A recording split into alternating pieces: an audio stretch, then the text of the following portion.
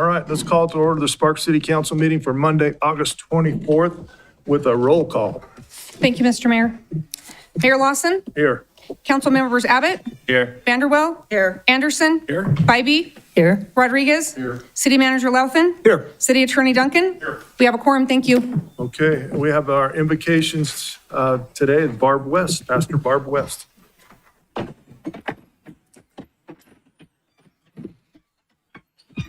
Thank you, Mayor. You look gorgeous. Oh, thank you. Let's pray. Our Father in heaven, we're so thankful that you have given us such a fine mayor as Ed Lawson. Thank you, too, for putting together such a good city council. And we pray a blessing upon each and every one of them. Lord, we pray that you would come today and help all of the decisions for the Red Hawk people to be your will. We also ask you, Lord, to be with the firefighters and the first responders, be with the people that are flying the airplanes to help put out these fires. And Lord, we're just asking you to keep everyone safe and all of their possessions safe as well. Thank you, Lord, for this day and for all that's going to be accomplished by this fine council. Thank you that we're able to be here, and we lift it all to you in Jesus' name. Amen. And I'm just going to ask, we're going to observe a moment of silence. Some of you may have heard we lost our Parks and Rec director. She passed away last Thursday. Sad loss for the city of Sparks. So if we have a moment of silence for her, please.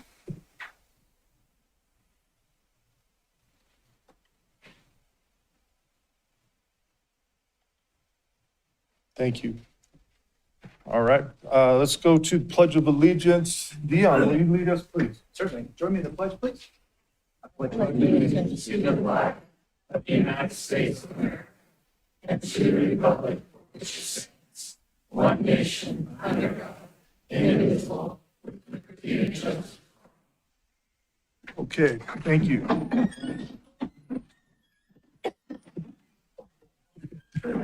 All right, 4.1. 4.1 is public comment. It's Mark Markell. A Yucaipa man was in critical condition Friday at Loma Linda University Medical Center, where he was taken for treatment of head injuries after a car crash Thursday, authorities said. Mark Markell, 24, was thrown from a 1977 Datsun as it overturned on Live Oak Canyon Road at the eastbound intersection 10 off-ramp at 4:30 p.m., said California Highway Patrol Officer Amber Drysdale. The driver was driving south on Live Oak Canyon Road when he lost control of the car, struck a curb, and skidded into the off-ramp. The vehicle rolled over several times and landed on top of Mark Markell, Drysdale said. Mark, did you want to say anything? Yeah. I would feel alive. Good afternoon, Mr. Mayor, City Council members, City Attorney, and City Manager, and whoever else have right. But anyways, I'm here today to warn you and show you what can happen if you ride with a drunk driver. You just heard what happened. Now, look at my face, and you can see I've fallen on my face, and I haven't. This is just since, well, it's been 30 years, or I don't know, 89. But anyways, I'm just here to warn you not to get in the car drunk drivers. Thank you. Thank you, Mark. We appreciate your message every quarter or so when you come to see us. All right, is there anyone else in public wishing to speak on any item on 4.1? Okay, we'll move back to approval of the agenda. Let me get in the right place. Okay, Mr. Abbott. I move to approve the agenda as submitted. Mr. Anderson. I'll second the motion. Got a motion and a second. Any further discussion? Seeing none, please vote. Motion carries unanimously. 6.1, consideration possible approval of the minutes for the Spark City Council meeting for August 10th, 2026. Any questions, additions, subtractions? Ms. Bybee? Thank you, Mr. Mayor. I move to approve the minutes of the Sparks City Council meeting for August 10th, 2026 as submitted. Ms. Vanderwell? Second.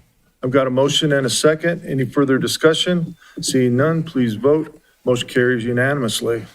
7.1, Boards and Commissions vacancy announcement. Who's going to read this one?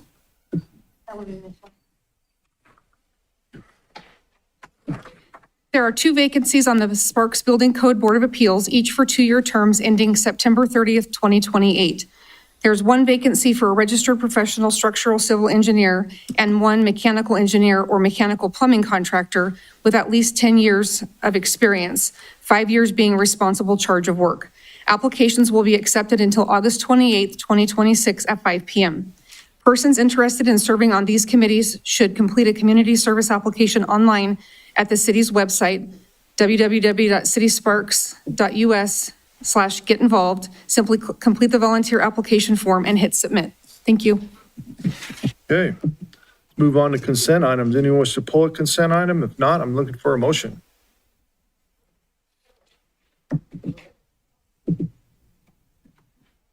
Mr. Rodriguez? I move to approve the consent agenda items 8.1, 8.2 as submitted. Mr. Anderson? I'll second the motion. Got a motion and a second. Any further discussion? Seeing none, please vote. Motion carries unanimously. Madam Clerk, first reading 9.1.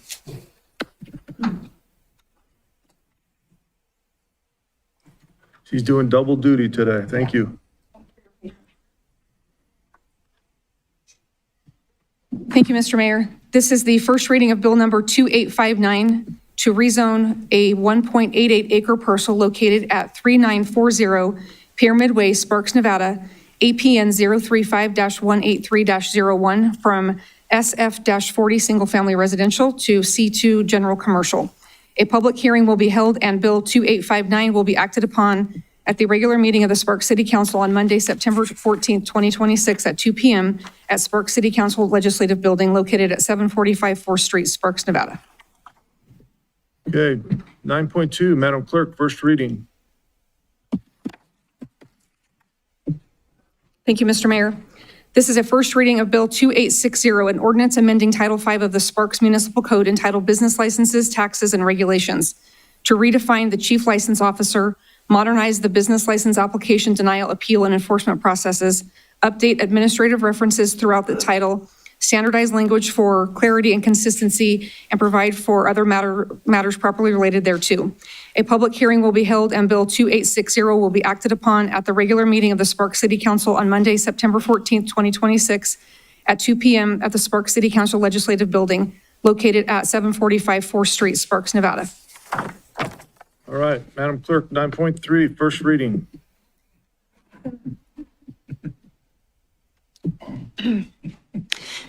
Thank you, Mr. Mayor. This is a first reading of Bill 2862 for modification of a final approved plan for the Sparks Galleria Plan Development to, 1, modify development standards applicable to gasoline service stations permitted in the RCS 02B land use designation located at the southeast corner of Shoppers Way and Galleria Parkway that contains the Costco fuel station by increasing the number of fueling dispensing nozzles from 18 to 24 and creating sign standards specific to gasoline service station canopies. And 2, clarify the convenience store service station definition. And 3, add sign standards applicable to convenience store service station canopy signs. The Sparks Galleria Plan Development includes approximately 133 acres generally located east of the Pyramid Way, north and south of Dis Drive, and west and east of Galleria Parkway in the NUD New Urban District Sparks Galleria zoning district. A public hearing will be held and Bill 2862 will be acted upon at the regular meeting of the Sparks City Council on Monday, September 14th, 2026 at 2 p.m. at the Sparks City Council Legislative Building located at 745 4th Street in Sparks, Nevada. Thank you, sir. Okay, we'll move on to 10, public hearing and action items unrelated to planning and zoning. Madam Clerk, 10.1, public hearing.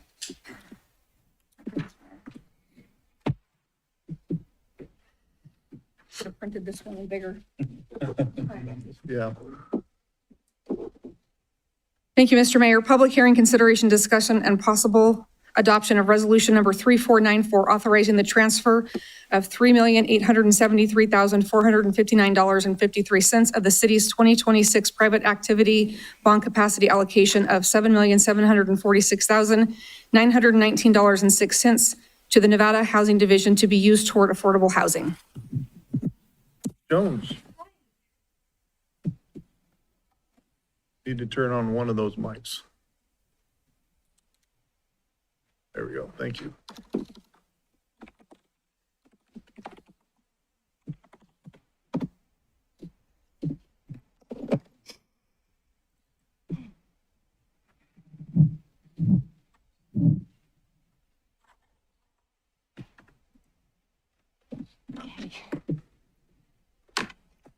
Good afternoon, Mayor Lawson and members of council. For the record, my name is Amy Jones, Housing Specialist. Mayor Lawson, I would like to request to present items 10.1 and 10.2 together.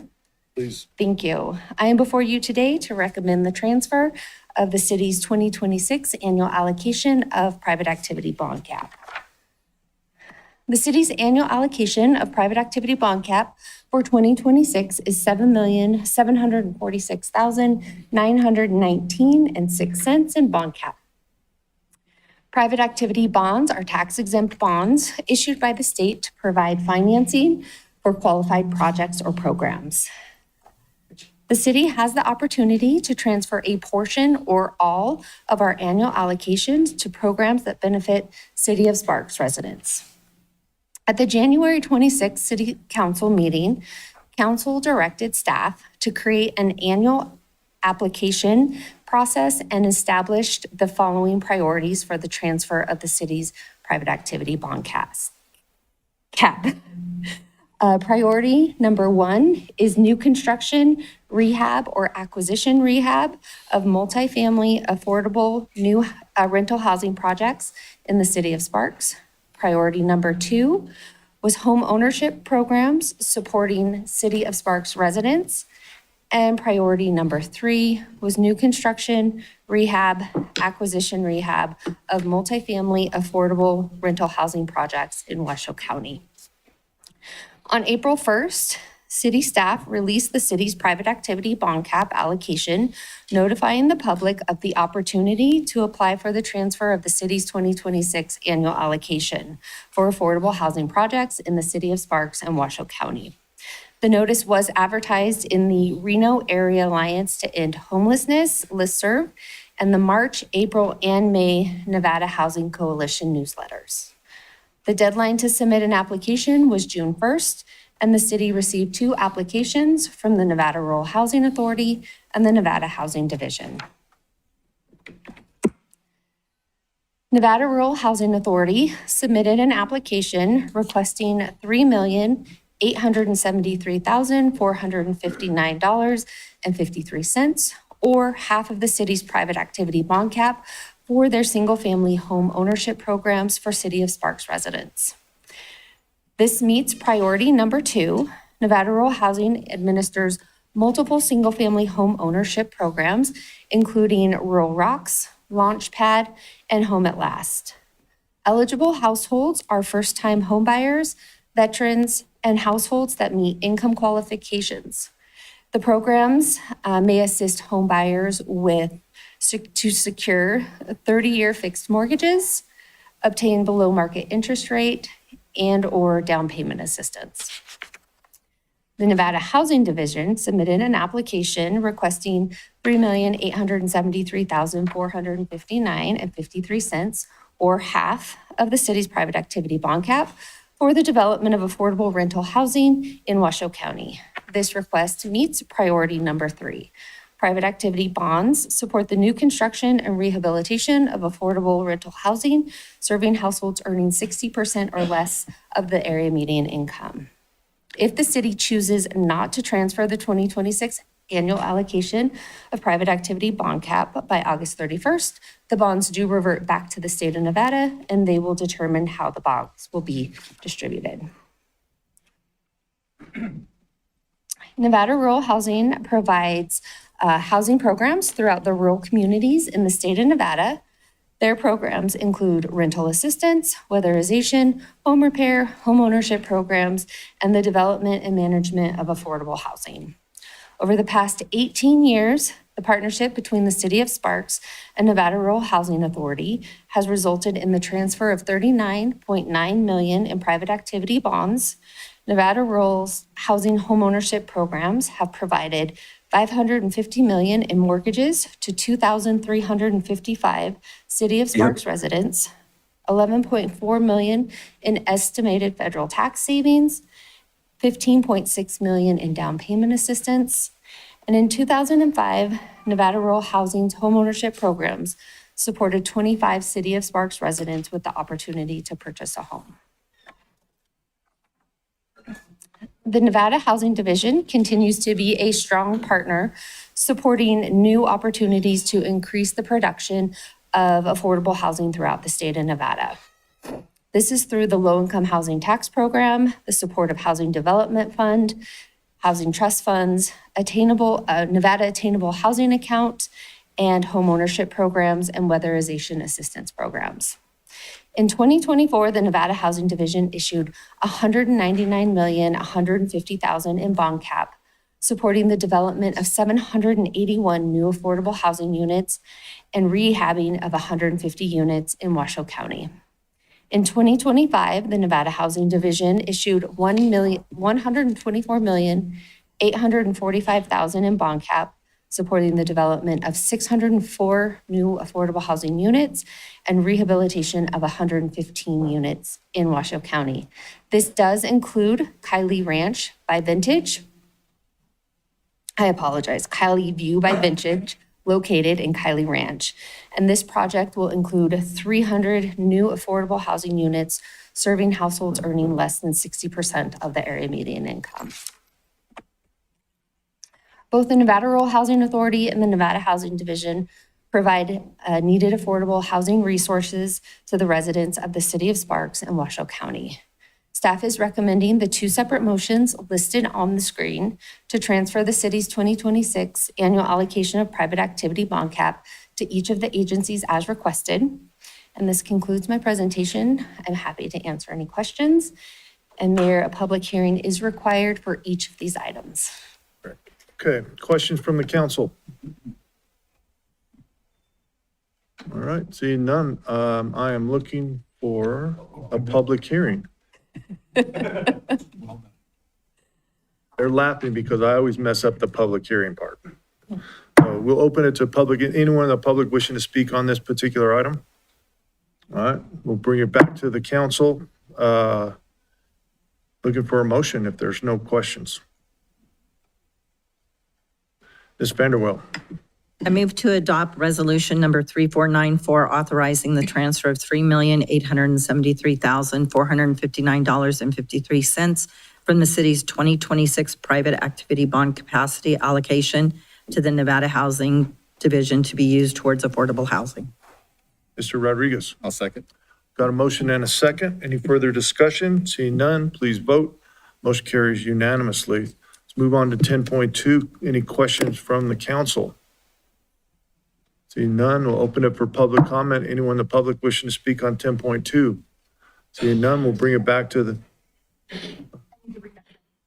Oh, please, sorry.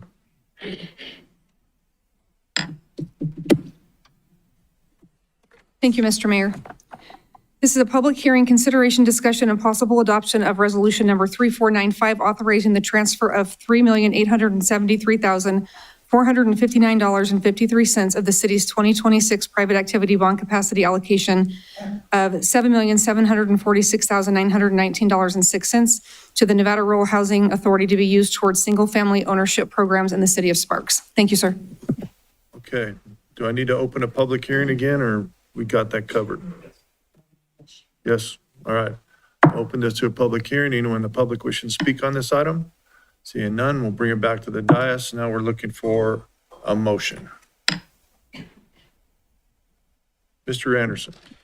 I move to adopt resolution number 3495, authorizing the transfer of $3,873,459.53 from the city's 2026 private activity bond capacity allocation to the Nevada Rural Housing Authority to be used towards single-family homeownership programs. Mr. Abbott. Second. We got a motion and a second. Any further discussion? Seeing none, please vote. Motion carries unanimously. Moving on to item 11, planning and zoning public hearings and action items. Madam Clerk, 11.1. Thanks, Amy. Thank you, Mr. Mayor. Public hearing discussion of possible action to adopt resolution number 3501, changing the comprehensive planned use designation from open space OS to low density residential LDR for a 34.75 plus acre site generally located northwest of the intersection of Vista Boulevard and Black Hills Drive, APN 526-010-04. Thank you. Deanna, you have a presentation? I do, Mr. Mayor. Thank you, Mayor Lawson and members of the City Council. Sienna Reed, City Planner, here today to present two requests for the foothills at Wingfield Springs submitted by Red Hawk Land Company. Before proceeding forward with this presentation, I would like to inform the council that the applicant has submitted a request to remand both this comprehensive plan amendment as well as the associated request to amend the Plan Development Handbook to the Planning Commission to allow for the applicant to revise a traffic impact study to address staff comments. So at this point, would council prefer to consider that remand request or have me proceed forward with the full presentation? I think we have the good people of Sparks here today. I think we need to hear this item. And I believe the applicant is here too. Yes. So yeah, let's hear the item. And at the end of the presentation, then the council will decide what action to take. Thank you, Mr. Mayor. And are you going to present 11.1 and 2 together? Yes, perfect. I will present both of those items related to the foothills at Wingfield Springs, a comprehensive plan amendment under 11.1, and then the request to amend the foothills at Wingfield Springs Plan Development Handbook under 11.2. And with me here this afternoon is Brandon Sendall from our city attorney's office, in case as we get to questions, there might be some legal questions before you. All right, so before diving into each of these requests, I wanted to provide a brief overview of the differences between the city's comprehensive plan and a plan development. So the City of Sparks Comprehensive Plan is a long-range policy document. It contains goals and policies that guide where and how growth and development occurs across the city, as well as infrastructure and services needed to serve that growth. As part of the comprehensive plan, there's a land use map, and it's that land use map that defines the type and location of various different development types. Importantly, the comprehensive plan is not a regulatory document. For instance, the comprehensive plan supports diverse housing types across the city. It does not specify how tall a house could be. On the other hand, a plan development, that is a regulatory zoning document. Those plan developments function as, in essence, custom zoning codes for the area that they cover, and they include deviations from the city's standard zoning districts as well as procedures. So for example, a plan development handbook might allow for 5,000 square foot lots, whereas the most comparable regular city zoning district would have a minimum lot size of, say, 6,000 square feet. In addition, there are various findings that must also be made to modify an existing plan development. These findings are set forth in state law as well as the city's municipal code, and they are more extensive than those that are required to modify a regular zoning district. The request to amend the city's comprehensive plan land use map before you today seeks to change the land use designation for a 34.75 acre site that is part of a larger parcel generally located northwest of the intersection of Vista Boulevard and Black Hills Drive from open space to low density residential, or LDR. And you can see on this slide that larger parcel is bound in red. Then you can also see that the larger foothills at Wingfield Springs plan development, that is outlined in blue. And the proposed changes to the plan development handbook very much relate to that portion of the parcel bound in red, seeking to allow for the addition of 158 dwelling units. And so on this slide, you can see the full list of proposed changes to the Foothills at Wingfield Springs Plan Development Handbook or Handbook. As I mentioned, those changes primarily seek to allow for 158 dwelling units within a proposed Village 15. And that was the area bound in red on the previous map. And just to use my cursor, this is the area that is proposed to accommodate the new Village 16. In terms of allowing for 158 lots in Village 16, that change also necessitates increasing the total allowed maximum dwelling units from 2,260 to 2,418. And then there are also general updates to text and figures proposed. Those are to reflect current conditions, reference technical studies that were prepared to support the amendment, as well as comply with federal rules regarding accessibility of information on local government websites. To give you a bit of background on the timeline of these applications, the city did receive both the comprehensive plan amendment and the plan development handbook amendment request from Red Hawk Land Company in January of this year. In March, staff provided our review comments on both of those applications to the applicant. Then in May, staff received responses and revised materials from the applicant. We evaluated that information and then provided one additional round of comment. The applicant addressed those additional comments towards the end of May and confirmed their desire to move forward to the June 29th Planning Commission meeting. On June 29th, the Planning Commission considered both requests and ultimately denied the comprehensive plan amendment and forwarded a recommendation of denial to the City Council for the handbook amendment. So here we are today with Council's consideration of both requests. If the City Council denies the comprehensive plan amendment and the handbook amendment, that constitutes final action on which a lawsuit could be filed. If the City Council approves the comprehensive plan amendment and the handbook amendment, there would need to be additional actions. First, the Planning Commission would need the opportunity to prepare a report to City Council on the change that was adopted by the council, but not adopted by the Planning Commission. If such a report were to be provided, council would need to consider that report. If there is no report provided, then the change is adopted.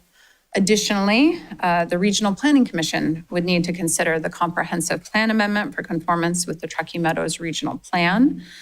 And were that comprehensive plan amendment found in conformance, the comprehensive plan amendment and handbook amendment would be finally adopted.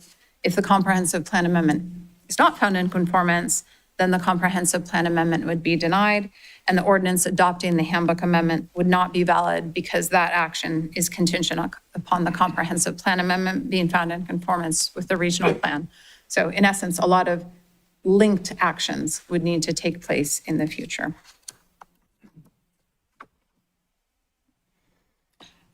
Moving on to a bit of background, the 690 acres that comprise today's Foothills at Wingfield Springs were included in the Northern Sparks Sphere of Influence Plan, or the NSSOI plan, in 1991. The NSSOI plan provided a planning framework, including land use designations and the provision of services and infrastructure for 7,181 acres of land that were included in the City of Sparks Sphere of Influence as part of the Truckee Meadows Regional Plan. The NSSOI land use designations that were applied to the 690-acre Foothills at Wingfield Springs site ranged from 1 to 10 dwelling units per acre, as well as open space designations. And specifically, the 34.75 acre site proposed for future Village 16 was designated as open space. Later, in 2003, the 690 acre Foothills at Wingfield Springs area was annexed to the City of Sparks, and the Foothills at Wingfield Springs Development Standards Handbook was finally adopted. The handbook that was adopted included a maximum dwelling unit count of 2,260 dwelling units, and through 4 amendments to the handbook since then, that maximum unit count has not been changed. In 2005, there was a site plan review to allow for 3 golf course holes in the area proposed for a future Village 16.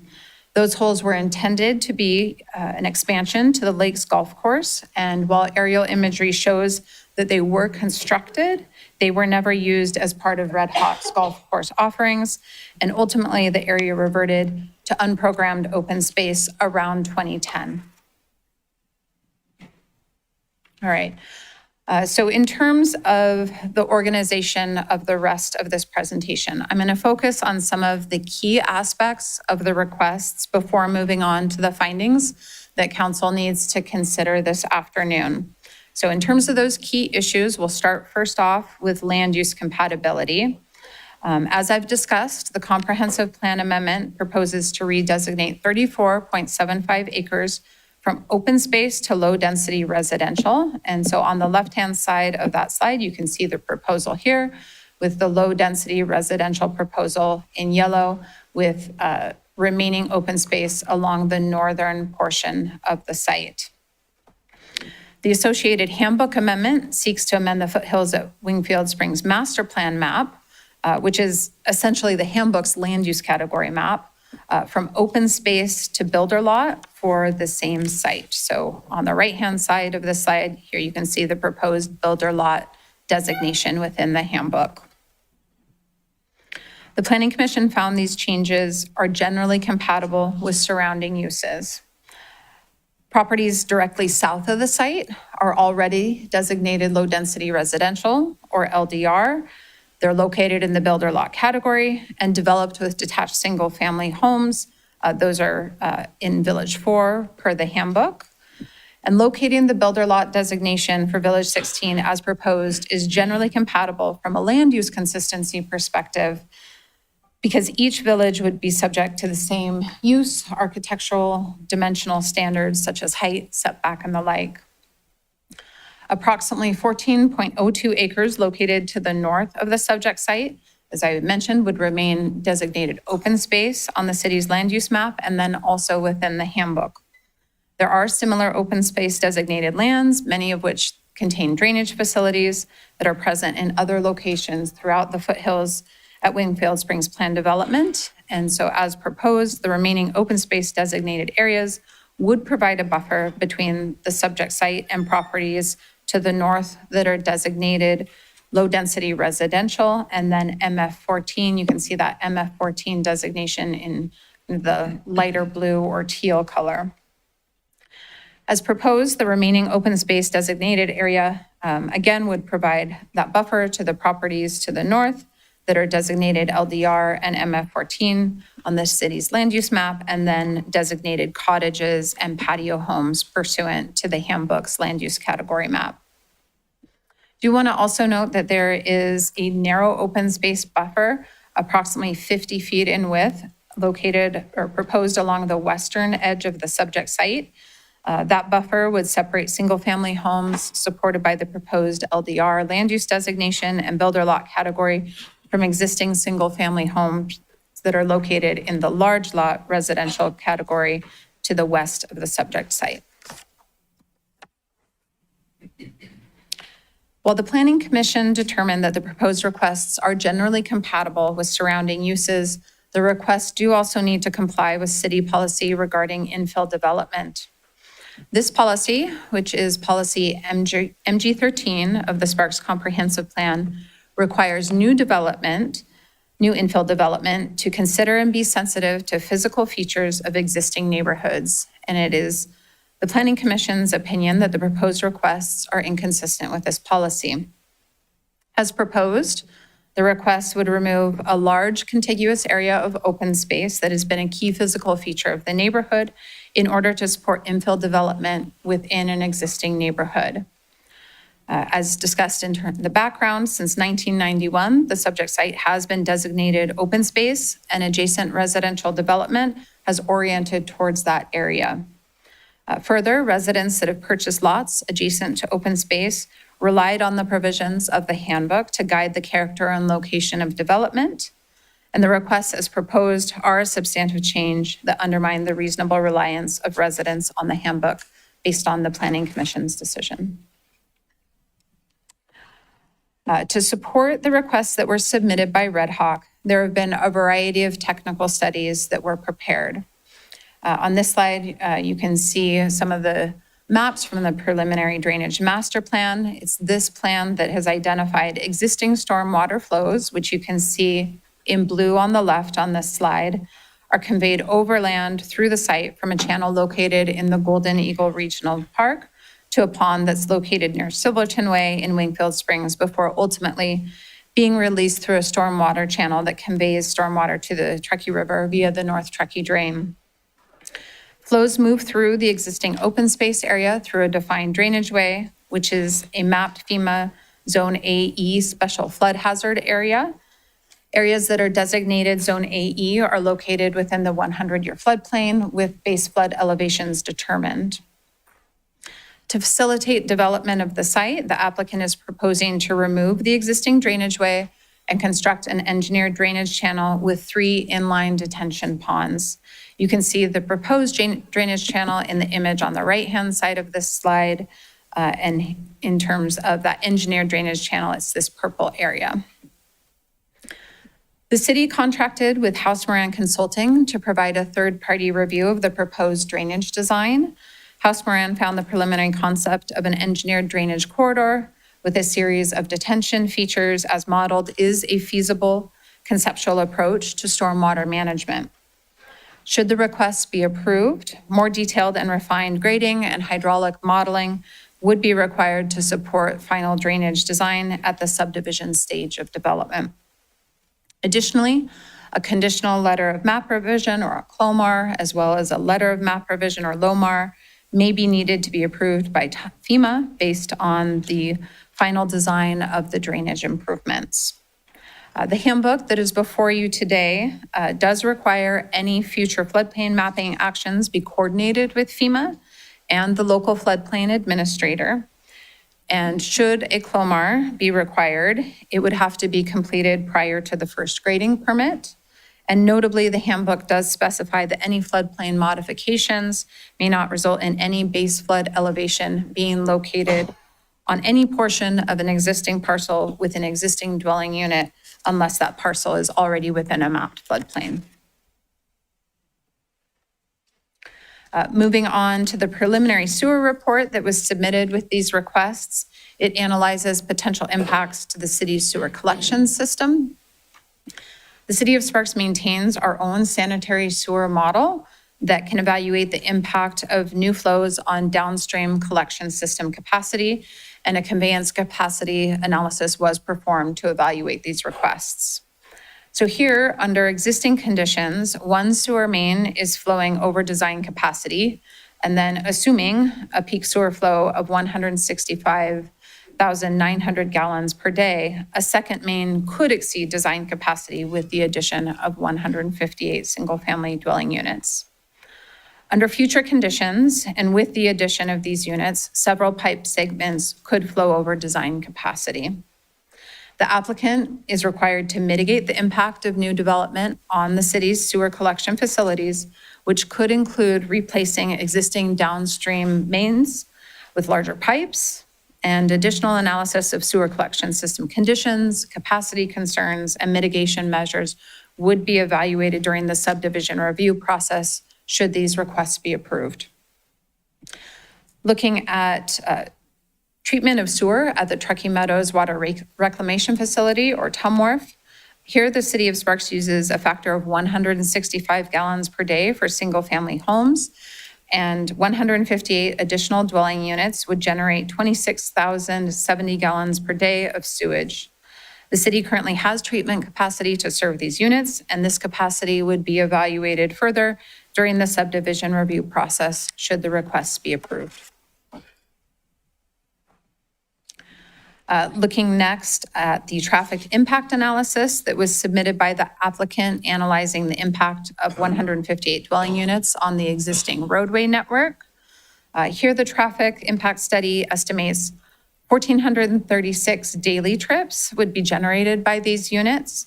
Approximately 111 of those trips would be in the AM peak hour, and 147 of those trips would be in the PM peak hour.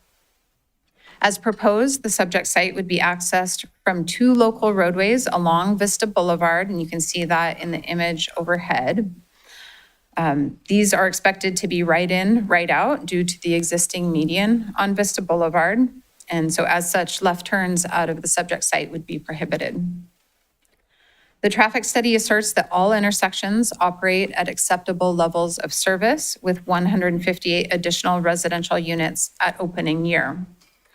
When you look further out at the cumulative year, which for this study is 2050, the intersection of Vista Boulevard and Wingfield Parkway operates below policy level of service, or LOS, both with and without the project. And so the Regional Transportation Plan identifies a Vista Boulevard capacity improvement project will be constructed in the 2035 to 2050 timeframe. And the traffic study assumes that this capacity project will widen Vista Boulevard from 4 to 6 lanes between Wingfield Parkway and Hubble Drive. In addition to this assumed widening of Vista Boulevard to improve level of service at 2050, the traffic study identifies the conversion of a southbound through and free right at Vista Boulevard and Wingfield Parkway to 1 shared through right turn lane and 1 right turn lane. Staff reviewed this traffic impact study and have substantive concerns that were provided to the Planning Commission. First, RTC staff verified that the Vista Boulevard capacity project is not planned to widen Vista from 4 to 6 lanes between Wingfield Parkway and Hubble Drive. Rather, the project would widen Vista Boulevard from 2 to 4 lanes further north between Passage Drive and Hubble Drive. As submitted, the traffic study does not reflect RTC's stated planned improvements. Second, the traffic study assumes 90% of trips traveling north on Vista Boulevard to access the site will make a U-turn at the intersection of Vista Boulevard and Black Hills Drive. That's the intersection that you can see here shown in right on this slide. As you can see, this intersection does not currently have a dedicated left turn lane to accommodate U-turns, and the traffic study does not analyze this movement nor identify any improvements to support this movement in the opening or cumulative years. Staff is concerned that U-turn movements at this intersection will increase rear-end collisions with stopped northbound vehicles, as well as side swiping as vehicles attempt to maneuver around stopped vehicles. And third, the traffic study does not include adequate details on the growth rate methodology used to project future traffic volumes. This makes it difficult for staff to determine if the traffic study accurately represents operational conditions both at the opening and cumulative years. So collectively, with these deficiencies, it's not possible to understand operational impacts of the proposed requests and therefore conclude that acceptable roadway levels of service can be maintained. Moving on to fiscal impact analysis. Here, the city requires the submission of a fiscal impact analysis for all requests to amend the city's comprehensive plan, if that request is over 5 acres in size. To assist applicants and provide consistency between analyses, the city has adopted standard fiscal impact analysis guidelines that applicants are required to utilize. The fiscal impact analysis submitted was prepared in accordance with those guidelines and evaluates the impact of 158 detached single-family residential units constructed between 2040 and 2043. The analysis finds these units will generate $7.3 million in a revenue surplus in the city's general fund and a $5.1 million revenue deficit in the city's road fund. Overall, the analysis finds the proposed units will have a positive fiscal impact with a total net surplus of $2.2 million over the 20-year analysis period. Looking next at public safety services, fire service would be provided by the Sparks Fire Department, and Station 5 is located across Vista Boulevard from the subject site. Should the proposed request be approved and development occur, the handbook does require that any homes located outside the 6-minute fire response time due to Sparks Fire Department operations, install fire sprinklers consistent with the approach to development that was taken prior to the construction of Station 5. For police service, the Sparks Police Department provides police service to the foothills at Wingfield Springs, and both requests were forwarded to the Sparks Police Department and no concerns were identified. Looking next at schools, the Washoe County School District reviewed both requests along with 2 applications related to Wingfield Springs that were also submitted to the city this past January. The school district estimates that all applications with 764 combined homes would generate 332 students comprised of 162 elementary school students, 79 middle school students, and 91 high school students. The schools currently zoned to serve the site are Van Gorder Elementary School, Sky Ranch Middle School, and Spanish Springs High School. The school district indicated that more refined student generation estimates, and information regarding the timing of enrollment growth would be available as development proceeds, but that funding mechanisms are in place to support future enrollment growth. Moving on to wetlands. The National Wetlands Inventory shows the subject site proposed to accommodate 158 dwelling units contains mapped wetlands. The current jurisdictional status of these wetlands as waters of the United States is unknown, and that's a determination that is made by the Army Corps of Engineers, not the City of Sparks.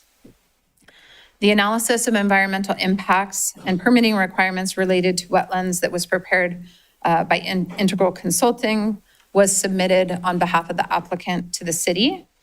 And that analysis recommends that the site be evaluated for Federal Clean Water Act jurisdiction and account for a 2023 Supreme Court decision that specifies wetlands that qualify as waters of the United States must have a contiguous surface connection to regulated water bodies with no clear demarcation between waters and wetlands. While the handbook references this information prepared by Integral, it does not specify when the jurisdictional determination needs to be complete in relationship to a future subdivision review process, nor identify the timing for federal permit approvals should waters of the United States be found. The Planning Commission found that the handbook should clearly identify when a jurisdictional determination is required. That could be, say, prior to the submission of your first subdivision map. They also found which entities the jurisdictional determination should be coordinated with should be in the handbook, as well as the timing for federal permit approvals if those waters of the United States are present. As this information is not included in the handbook, the Planning Commission did not find that it's consistent with city policy that specifies the degradation or destruction of wetlands should be prevented or mitigated.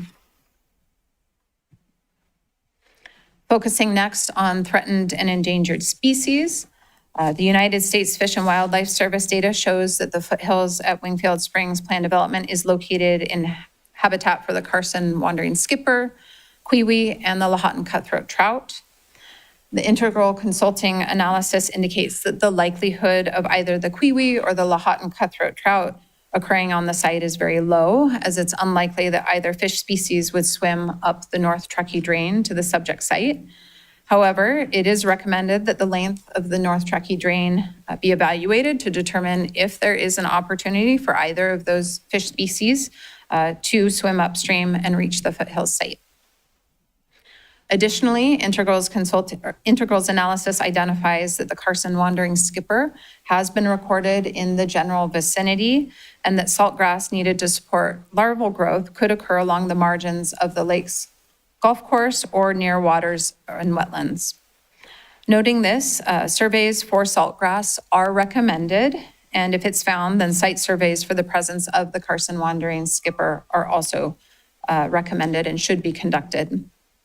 While the handbook refers to Integral's analysis, it does not specify when in the development process those surveys are required, nor does it identify permitting approvals necessary under the Endangered Species Act if a protected species is discovered.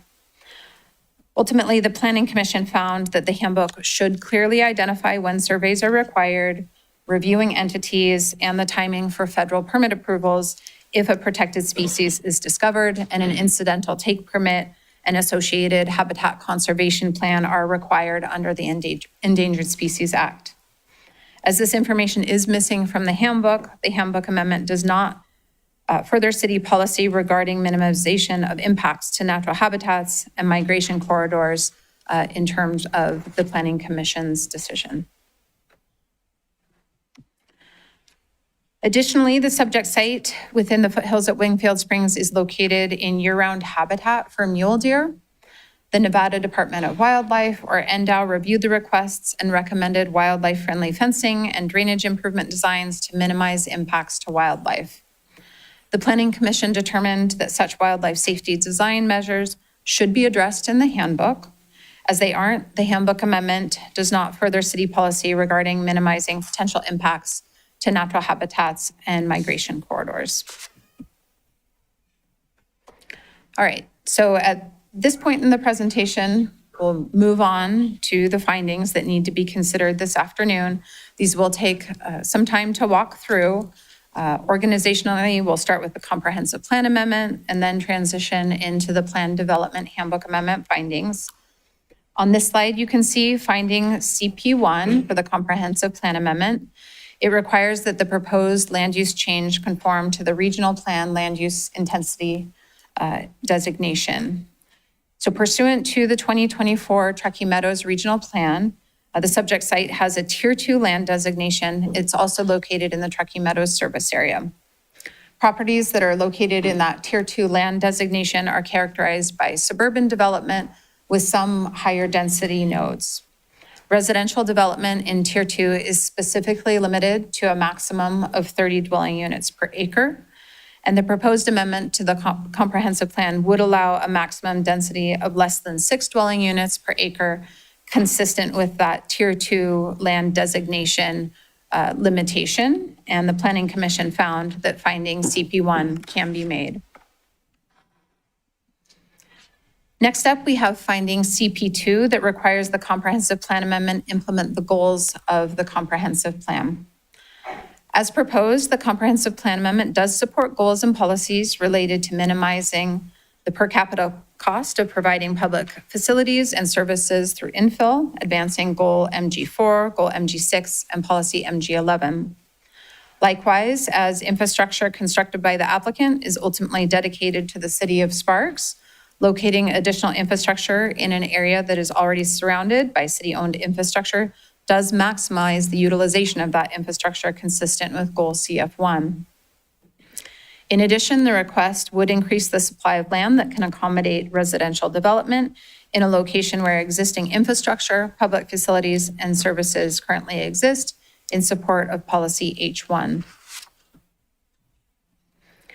While some goals and policies are supported, others are not. On this point, allowing for infill development as proposed would not be sensitive to the physical features of the existing neighborhood and is therefore inconsistent with policy MG13.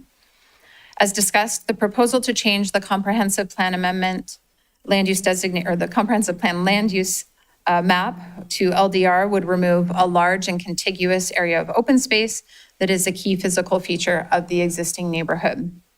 Additionally, as previously discussed, there are substantive concerns regarding the traffic study that make it impossible to determine if roadway levels of service can be maintained, which is inconsistent with policy CF1. Other policies related to wetlands, floodplains, threatened and endangered species, and wildlife habitat are more appropriately addressed through the Plan Development Handbook. And so I'll touch on those policies under the Plan Development Handbook findings.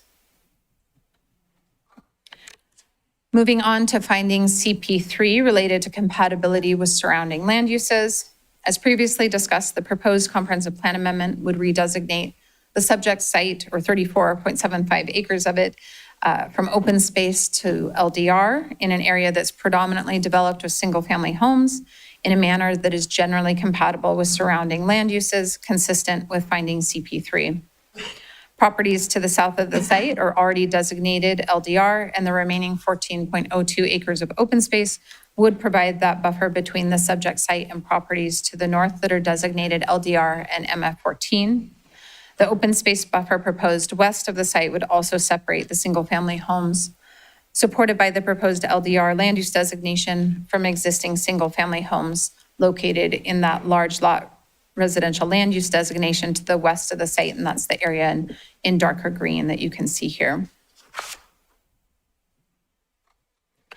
Finding CP4 requires public notice be given and a public hearing held as required by state law and the Sparks Municipal Code.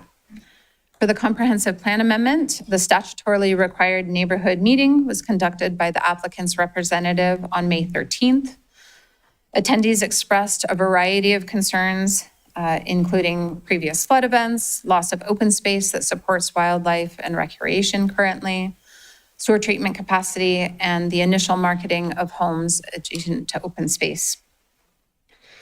In addition, on August 13th, public notice of this meeting was published in the Reno Gazette-Journal, and 2,600 mailed notices were also sent on August 14th to all property owners within the foothills at Wingfield Springs plan development boundary, and then within 750 feet of that outer boundary. Transitioning with this slide to the findings related to the amendment of the Plan Development Handbook.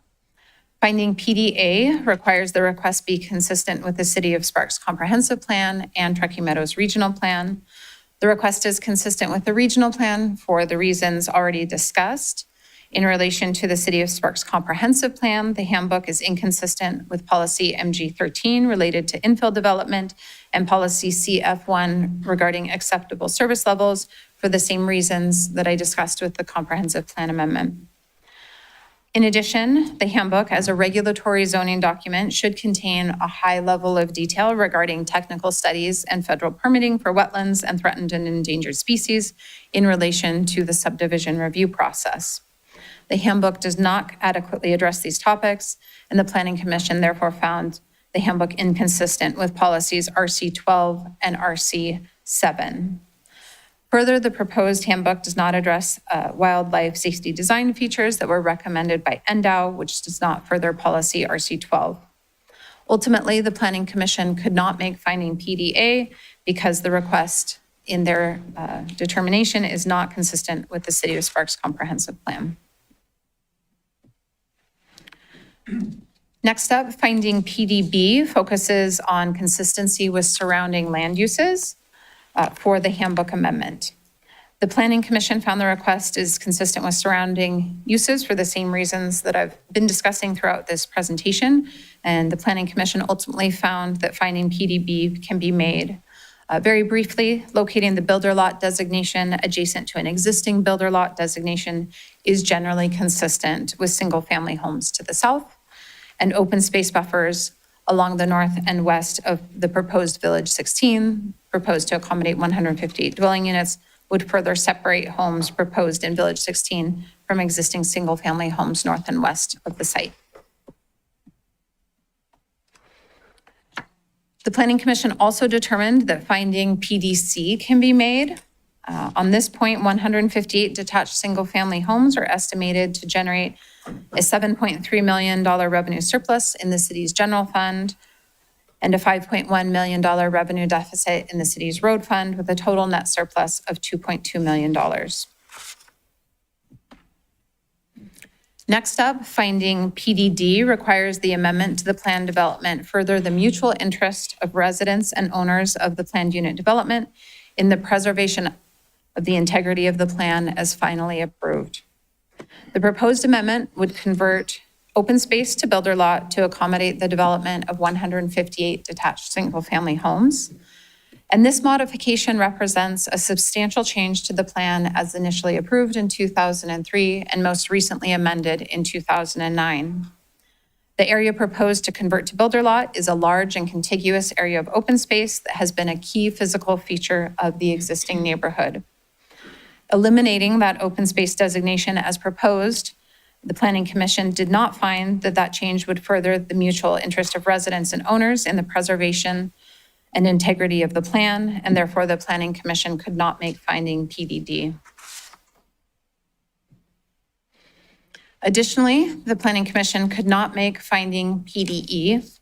This finding requires the amendment not impair the reasonable reliance of residents and owners on the provisions of the Plan Development Handbook. Residents of the foothills at Wingfield Springs Plan Development have located and in many instances purchased land adjacent to the 34.75 acres designated open space based on the foothills at Wingfield Springs Master Plan map included in the handbook.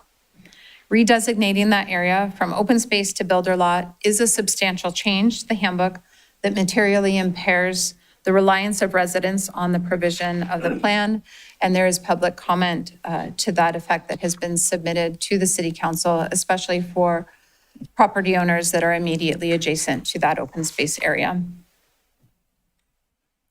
Moving on to finding PDF, this finding specifies an amendment cannot result in changes that would adversely impact the public interest. As discussed throughout this presentation, there are substantive concerns regarding the assumptions and methodology used in the traffic study that make it impossible to determine if acceptable roadway levels of service needed for roadway capacity and safety can be maintained with the additional 158 dwelling units proposed by the handbook amendment. And in addition, potentially unsafe turning movements that have not been adequately analyzed could adversely impact the public interest. In addition, the proposed changes to the handbook do not adequately identify how impacts to wildlife would be addressed. As we've discussed, missing from throughout the handbook are federal processes and permitting requirements under the Endangered Species Act should a protected species be discovered, as well as specific requirements regarding the timing and coordination for species studies.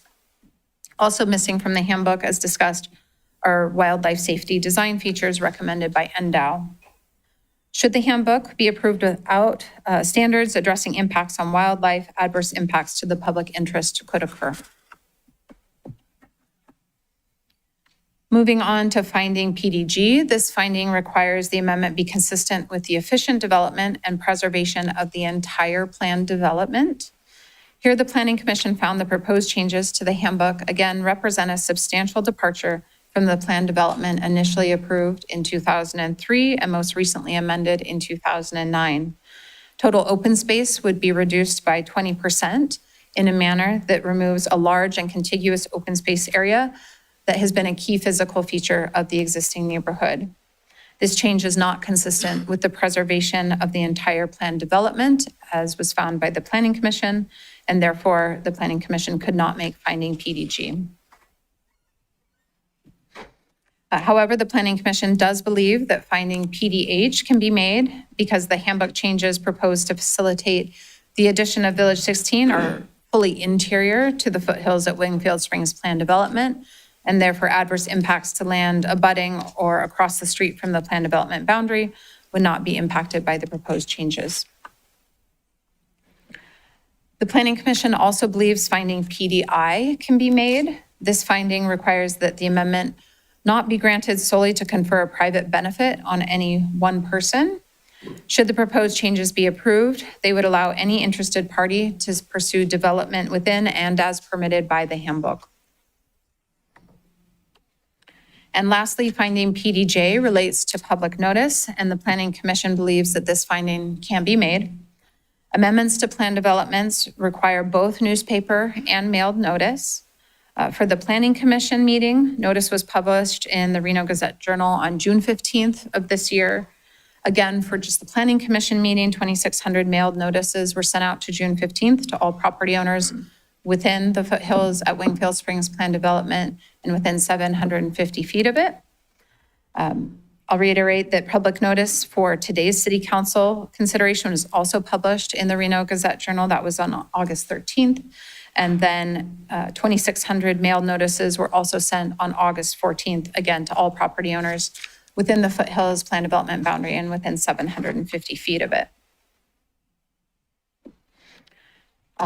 As you're well aware, the city has received a significant amount of written public comment in opposition to the requests before you today. The exact number of these comments is difficult to quantify because many of the comments were sent to multiple staff members or council members or planning commission members. But that said, the concerns expressed by members of the public include infrastructure capacity limitations, roadway congestion, limited water availability, fiscal impacts, emergency service provision, adverse impacts to wildlife, negative impacts to property values, alteration of community character, the loss of recreation assets, adverse impacts to views, the loss of a park-like setting, adverse impacts to privacy, such as additional noise and lighting, and the longstanding loss of open space that comprises, the loss of longstanding open space that comprises community reliance on the provisions of the Foothills at Wingfield Springs Plan Development Handbook. And with that, the Planning Commission has denied the comprehensive plan amendment request based on noncompliance with finding CP2 regarding consistency with our comprehensive plan. And the recommended motion can see on this slide is for council also to deny that request. The Planning Commission also forwarded a recommendation of denial to City Council for the request to amend the Foothills at Wingfield Springs Plan Development Handbook based on non-compliance with 5 findings required to amend a plan development. Motions to that effect are also on this slide and in your packet. Do you want to note, to kind of take us back where we started, that the applicant has submitted a request to remand both requests to the Planning Commission, and that is an option that's available to council today. With that, I will wrap up for staff and be available for questions at the appropriate time. I do want to note that both the Comprehensive Plan Land Use Amendment and the Plan Development Handbook Amendment do require public hearings. Okay, does the appellant want to speak?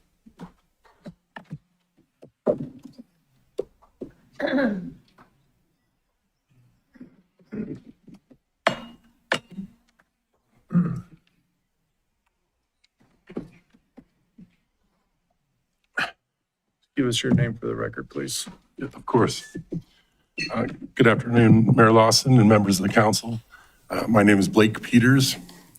I'm here on behalf of the applicant, Red Hawk Land Company LLC, for 2 matters before the council, which are the developer's applications for both the handbook amendment and the comprehensive plan amendment. So it is fundamental to these decisions before you that the land we're discussing is private property. Its previous designation as open space was to accommodate 3 holes as an addition to the golf course, which at its core is a business. It was never a park or other type of public property. Moreover, the state of Nevada consists of 70,766,000 acres, and 87% of which are already designated as open space, as open land, and it's designated as public land. With all the existing public land in Nevada, why is it important to keep Red Hawk's private land as open space? Question for it. Please. The amendments Red Hawk is requesting conform to the surrounding use, which is neighborhood with low-density residential homes on prime development property, which are needed in the greater Sparks-Reno area. Denial of the changes requested by Red Hawk would deprive Red Hawk of its ability and any opportunity to use and develop its land for the best and most economically viable use, and instead dedicate and lock up private property for a public use, potentially in perpetuity. To be clear, Red Hawk will be financially harmed if this occurs. The city cannot properly have it both ways, wanting the public benefit of an open space and public uses, but not compensating a private landowner for it. We're asking for fair treatment and consideration. If the city or any other entity is interested in purchasing the property, Red Hawk has yet to be approached. We remain open to that dialogue. To recap, the Sparks Planning Commission held a meeting on June 29th, 2026, regarding comprehensive plan amendment application MP A260001, which proposes designating a 34.75 acre subject site from open space to low-density residential. Red Hawk filed responses to the city's staff findings, and the Planning Commission unanimously denied the application at its June 29th meeting. The matter is now before the council. A few points do need to be corrected for the record. The applicant, we were given 2 weeks to update our studies prior to the Planning Commission meeting on June 29th. 2 weeks to incorporate the staff's comments. Yet now that we have incorporated those comments, we weren't able to do that by June 29th, but now that we're able to have made those additions and incorporated those comments, staff is now asking for 3 months in order to review those changes that we've made. It does seem to be quite a discrepancy there. Again, as Sienna mentioned, there are 3 findings that were favorable to this project. Regional plan conformance, CP1, staff found the proposed density of less than 6 dwelling units per acre is consistent with the Tier 2 land designation's maximum of 30 dwelling units per acre. Number 2, CP3, compatibility with surrounding uses. Staff found that the amendment is generally compatible with the surrounding uses, which are predominantly single-family homes designated as low-density residential.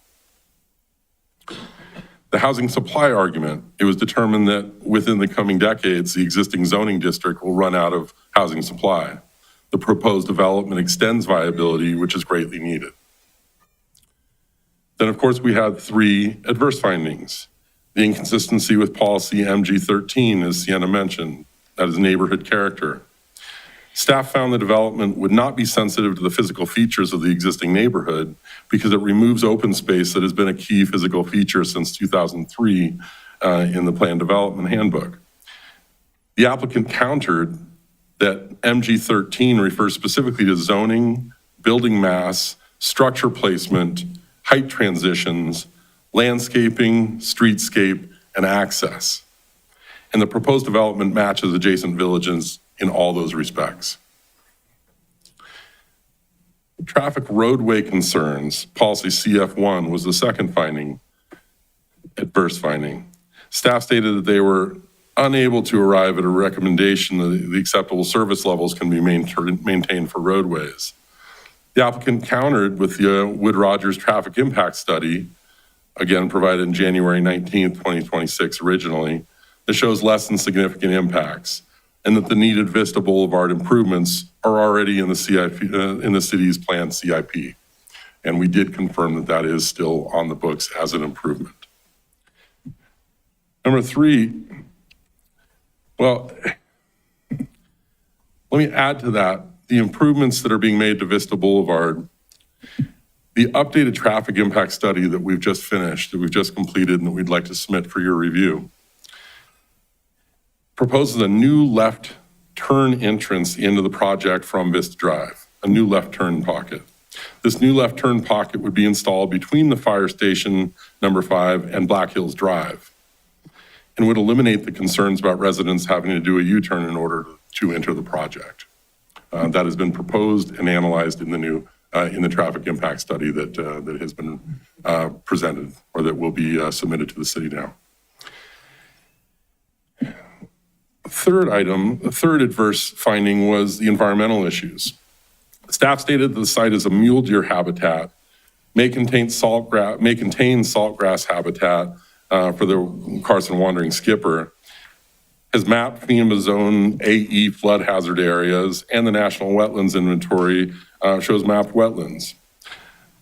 The applicant pushed back on wetlands, citing the Army Corps 404 permit from April 25, 1995, finding no jurisdictional wetlands on the site. On wildlife, the applicant agreed to additional surveys, and noted that the wildlife-friendly fencing will be addressed in the handbook amendments. We have since had a consultation with the Army Corps. This consultation occurred on July 21st, and we're preparing a new wetland delineation for their review, which came at their direction. We are in consultation with the Corps, and we will continue to be. Wildlife surveys are now underway and will be continued to be conducted over the next 3 to 4 months to capture the changes in seasonality that are required for those surveys. Next, although a neighborhood meeting was held on May 13th, 2026, and it drew 215 attendees, and 60 public comments were received. The applicant argues that only 23 of these comments were specific to the Foothills site. The remaining 37 comments related to a separate request, MPA 26-0002, and should not be considered. The largest concern raised was the loss of open space and that homes were originally marketed as adjacent to that open space. The open space designation accommodated a golf course, not a public park. In fact, the community never had public access rights to the 3 unusable holes contained on the applicant's private property, and that are the subject of this hearing. Further, the prior property owner had an inability to operate these holes due to naming rights and licensing issues, that meaning the land is fallow, not functioning as open space, and certainly not functioning as open space. Moreover, the applicant has the rights to use and develop its land, which must be balanced against the historic zoning designations.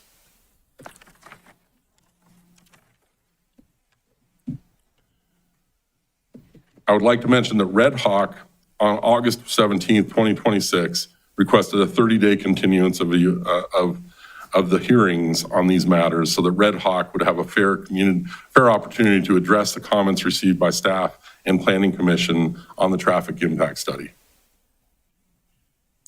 The extension request was denied by the city on August 18th, 2026. Red Hawk respectfully requested reconsideration. The city again denied this reconsideration on August 19th, 2026. And the only alternative offered by the city was that Red Hawk agree to remand the matters back to the Planning Commission for reconsideration.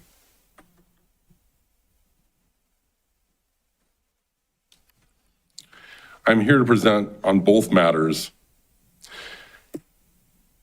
and I'm happy to be here to do so. It's my understanding that according to NRS 241.020 3D6 and Roman numeral 3 and the city's agenda, the city may remove an item from the agenda or delay discussion relating to an item on the agenda at any time. I would like to request that you, Mr. Mayor, consider granting Red Hawk a 30-day continuance of these matters to be continued to September 28th, 2026, to afford us a fair opportunity to address these comments received by staff and the Planning Commission. Alternatively, Red Hawk requests the matter to be remanded to the Planning Commission as suggested by city staff for additional study and review. Thank you. Any questions from the council? Okay, thanks, Blake. Thank you. We have a question, we'll bring you back up. Sienna, you have?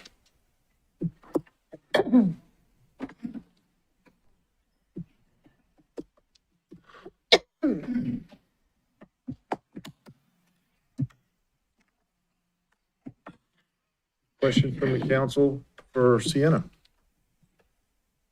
I do, Mr. Mayor. Go ahead.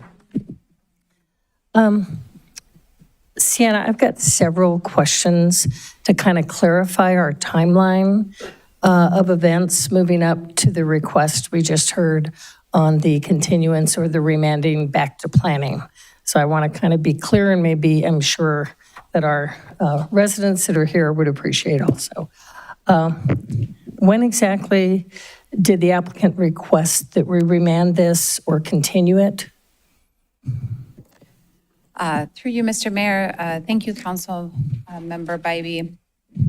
So initially, staff received a request for continuance. That was Monday evening last week at 5:36 p.m. Ultimately, staff reviewed that correspondence, provided a response back to the applicant, identifying that there were various procedural concerns with the continuance request, namely that the technical record between the Planning Commission and the City Council would not be the same. So there was some additional correspondence noting that There are a variety of options before the applicant to have that same technical record considered by the Planning Commission and City Council. One of those viable options would be to request a remand to the Planning Commission of both items. Another viable option would be the withdrawal of the applications and potential resubmittal of new applications. Both of those, in essence, would allow the Planning Commission to consider the same technical record moving forward. But again, that request came in, as I mentioned, Monday evening last week, so 1 week ago today. Okay, and to be clear, you reminded us that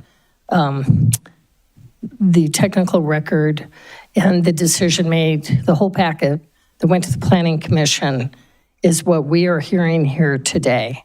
And that no matter what application you're putting in, you can't change what that packet includes. We have to hear, our vote is based on the set process. I don't know if legal needs to get on this, but basically the packet that the Planning Commission had is what we hear today. That staff or planning or no one else would have had opportunity to add to that if we were to change that. Is that true? Yes, Brandon Sendall with the City Attorney's Office for the record. There are a lot of issues raised with changing the technical record between, mainly that for a comprehensive plan amendment, the Planning Commission actually approves or denies a comprehensive plan amendment. It's subject to the certification of City Council. But also there's a recommendation of either approval or denial of the handbook. If that gets changed between, and there's a different proposal under the traffic study, that recommendation doesn't really help the City Council at that point. But the fact that both of these items require a two-step procedure in order to get to City Council, there are problems. That's why in Sienna's response, we outlined that continuance isn't really a valid option because City Council would be considering a completely different application, at least as it relates to traffic, which is why the two other opportunities were recommended. Okay, and continuing on that timeline, I read the staff reports for these items, and the reports say that the City Council provided the applicant with a memo on May 14th, 2026, identifying staff's concerns with the traffic impact study. Is that correct? Yes, Councilmember Bybee, that is correct. Okay, and then the applicant responded on May 21st, 2026, that they wanted to proceed forward without revising the traffic study, correct? Yes, that is correct. And of note, that memo outlined a variety of traffic study concerns for the traffic study for Foothills at Wingfield Springs, and also for the other two requests that came in this January for Wingfield Springs. What's notable about that is that the applicant chose to take a pause on the Wingfield Springs applications to take more time to work through those traffic study comments and other comments, whereas they directly indicated that for the Foothills at Wingfield Springs, they wanted to move forward as is, and therefore staff took those items forward to the Planning Commission. Okay, and then the application, If I may, Councilwoman, I believe Mr. Peters said something along the lines of that staff only gave 2 weeks to update the staff report. The 2-week deadline was in order to make the June Planning Commission meeting. Correct me if I'm wrong, but the communication essentially stated, if you want to make the June Planning Commission meeting, we would need the responses back within 2 weeks. Otherwise, it would need to go to a later Planning Commission meeting. okay, then following up on that, the application with the unchanged traffic impact study was heard by the Planning Commission on June 29th, correct? Yes, Councilmember Bybee. Okay, and then for our meeting today, we gave notice of today's meeting. When did we notice today's meeting to the public? Through our mailing and the RGJ? For the Reno Gazette-Journal, public notice was published on August 13th. And then for notices that are sent out via mail to property owners, those were sent out on August 14th. Okay, so those both went out last week. And then we received the request last Monday, the 17th at 5:36 PM, requesting either a continuance or remanding it back to planning, correct? That's correct. The request for continuance came in last Monday at 5:36. Okay, just wanted to get that timeline straight. Thank you. Mr. Anderson. Thank you, Mr. Mayor. First off, I want to say, Sienna, thank you very much. I appreciate the presentation and all the work that you put into this project. I do have a question. I'm looking here at the comprehensive plan goals and policies, and I was hoping you could help me understand it a little bit better. I'm looking specifically, the applicant brought up policy MG13. And as I understand it, it was staff's recommendation as well as a unanimous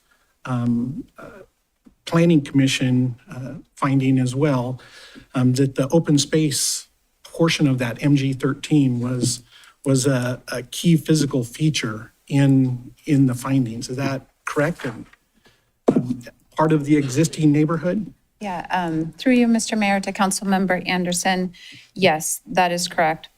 Staff recommended and the Planning Commission found that the open space land use designation is a key physical feature of the existing neighborhood. Could you maybe expand on that a little bit better and help me understand what the key physical feature means? Yeah, I think you kind of have to step back a little bit and go all the way back to that Northern Spark Sphere of Influence plan that we were talking about throughout the presentation. You know, the property has been designated open space since 1991 in that plan. And there are a variety of other actions that have taken place since that Northern Spark Sphere of Influence plan adoption. There was a handbook that was adopted with designations consistent with that open space designation. The entire land plan within the foothills at Wingfield Springs Plan Development for the areas around that open space designation that was oriented around that area. And then ultimately, you know, it has become a key component of that existing neighborhood because you know, the lots were oriented towards it. Folks have, you know, relied on our comprehensive plan land use map as well as the handbook when they've made choices to purchase property and locate within that area. All right, thank you very much. Mr. Rodriguez. Thank you, Mr. Mayor. And also thank you for letting us move forward and hearing this today as well. I know you're a timekeeper. And Sienna, thank you and your staff for this. Just a lot of information. And I was taking a lot of notes, but you're answering along the way. But with that being said, I do have one, maybe two, on the policy CF1 with like our city's services and stuff like that. Can you kind of cover or kind of reiterate why the Planning Commission can make those findings? Yeah, so for policy CF1, that policy relates to acceptable service levels. And in terms of staff's recommendation to the Planning Commission and what the Planning Commission ultimately found, they could not find that the proposals were compliant with that policy, predominantly because of the traffic impact study. And again, just the deficiencies that I walked through in the presentation. Again, we just really couldn't come to a determination that roadway levels of service could be maintained or that traffic operations would function in a way that it didn't have adverse impacts to just overall roadway safety. Thank you. I know that my colleagues probably have other questions, but thank you. Thank you. Ms. Vanderwell. Thank you. And thank you, Sienna. I have reviewed, of course, and read both applications, the handbook and the comprehensive plan amendment. My question here is if we denied the handbook amendment but approved the comp plan amendment, what does that look like? Yeah, through you, Mr. Mayor, to Councilmember Vanderwell, that is a great question. I actually think I'll let Brandon walk you through the legality of that portion of it. Brandon Sendall, again, for the record. Brandon, is your mic on? Yes, maybe I'll bend down a little more. I'm crowding Brandon out over here. Yeah, speak up for us. It, up until about a year or two ago, it raised an issue. There was some uncertainty in the development industry about inconsistent comprehensive or master plan designations as opposed to zoning designations, or here a handbook designation. But the Nevada Supreme Court in the recent City of Las Vegas versus, it was the 180 land, the Badlands decision, clarified that yes, zoning trumps a master plan or comprehensive land designation is in terms of having the right to actually build or construct something there. So I don't believe it would allow any actual development. It would muddy the waters in terms of having inconsistent comp plan versus handbook zoning designations, which could raise issues down in the future. But I don't believe it would allow development independently. That it? Mr. Abbott, you're up. Perfect. Well, first off, thank you all for being here too. Appreciate all the emails, all you guys showing up, everyone that's out in City Hall. I know it's a packed house today. And thank you, staff, for all the hard work on this. So, Brandon, actually, I have just one follow-up. Ms. Vanderwell's question, kind of lit a light bulb. Just to make sure I understand. The impact would be if we were to pass a version of that, like she mentioned, the impact, we're not sure, I guess. Is that kind of correct? What the feed? Yeah, I'm a little confused, sorry. I think the recent Nevada Supreme Court decision gave some clarity on it, but then again, statutes can change, regulations can change, or, there could be applicants can make good faith arguments to change the law, or that this is slightly different and it should be different. It would just be that it would muddy the waters. Okay. But yes, in my opinion, the handbook would govern. Okay, thank you. Okay, do you have any questions of the council? Okay, Ms. Bybee. Thank you, Mr. Mayor. In terms of the finding on reasonable reliance, Sienna, can you explain what that means to homeowners living near open space? And the reliance comes into play a lot and impact on residents. So what does that reasonable reliance mean in regards to that open space? Okay. Through you, Mayor Lawson, to Council Member Bybee, when kind of started out at the beginning of the presentation, one of the things that I wanted to highlight was that the findings to modify a planned development are much higher, right? There's a higher kind of bar or threshold than just to modify a standard zoning district, because these planned development handbooks, they're custom zoning regulations. And so one of those findings to amend a planned development handbook is that the changes can't impair the reasonable reliance of residents and owners on the provisions of those plans. And so, as we've been discussing, the handbook was adopted in 2003. It's been amended 4 times. None of those changes have made substantial modifications to this open space area. And so for residents that have chosen to locate in the foothills at Wingfield Springs Planned Development, particularly in proximity to this open space area, they have relied on that custom zoning document, the plan provisions. So they have made choices about which lots to buy. Do they want to be adjacent to open space? Do they potentially not want to be adjacent to open space? But it is those provisions of the plan on which they have made those decisions. And, it is the opinion of staff and the finding of the Planning Commission that the proposed changes are substantial and material, and that they would impair the reliance of those residents that made those decisions in terms of locating adjacent to that open space, if it were to just completely be removed and filled in with houses. So again, you really have to evaluate, what is the history of the handbook, and what are the nature of the changes, and how would those changes impact those homeowners living near the open space area. And, for those that relied on the provisions of the plan, it would fundamentally negatively affect them. Do we have any other questions for the applicant? Oh, go ahead. Sorry.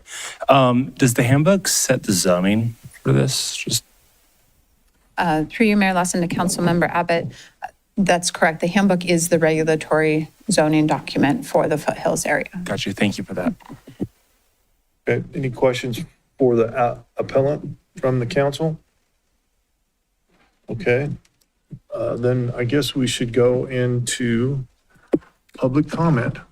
And here's how we're gonna do this. I'm gonna call out 4 or 5 names at a time.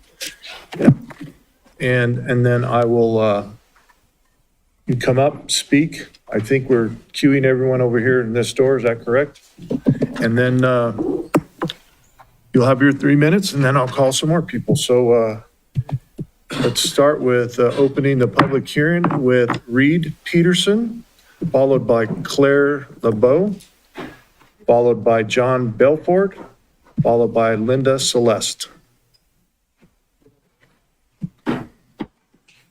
Good afternoon, and condolences for the sudden loss of Nancy O'Connor.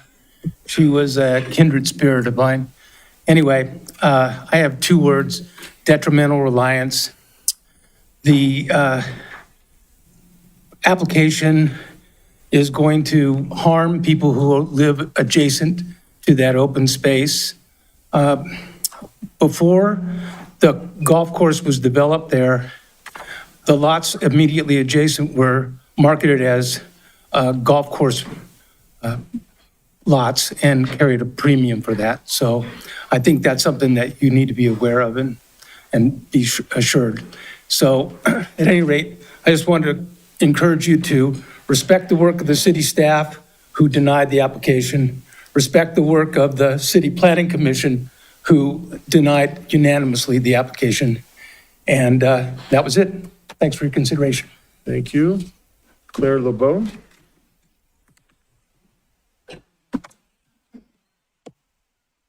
Thank you, Mr. Mayor and council, and also what an impressive staff. I learned a lot in the last hour. I know you all have been reviewing these documents significantly, but I think it is reassuring to us to know how much you're diving in and looking at all angles.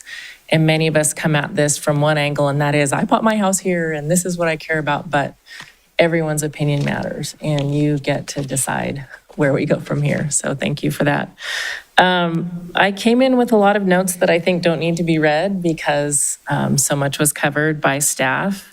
But a few things that I noted as we went along: 1,436 vehicle trips per day on a road that is going to be widened in the year 2035. So if you know a 3rd grader, when they're a senior in high school, that road will be widened and we will all feel the traffic impacts from now while they go all the way through the rest of elementary school and all the way through middle school and all the way through high school. Those are easy numbers to throw around, but we'll all feel those impacts day to day. And the comment by Mr. Peters about private land versus public open space, and I think this was addressed at the end by staff, it's been that way since 2003. And a lot of us have made significant life choices based on the precedent that was set, what was followed, and based on this handbook. And our reliance is not just on the handbook, our reliance is on all of you, because now you decide how to interpret the handbook. And that's not just going to be the case for this, that's the case for everything. So as we're making our life decisions based on what did the handbook say, what has been published, take it very seriously to say, oh, we're going to make a change to this now because there's an application.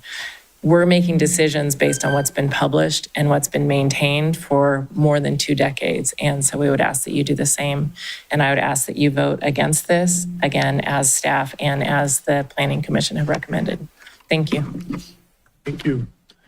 John Belfort, followed by Cynthia Van Cleanput.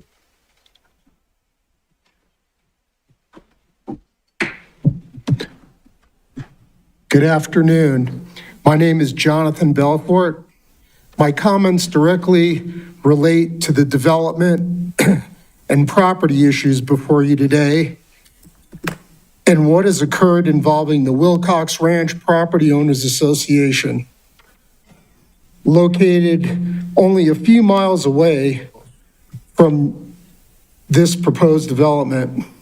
For approximately 5 years, Jeffrey Merritt Wilson and I have documented and reported what we allege are serious matters involving property and title rights, the Wilcox Ranch POA, governmental conduct, and failure to act despite repeated notice to public officials.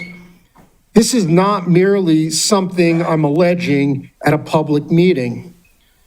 This is an extensive, documented, and court record.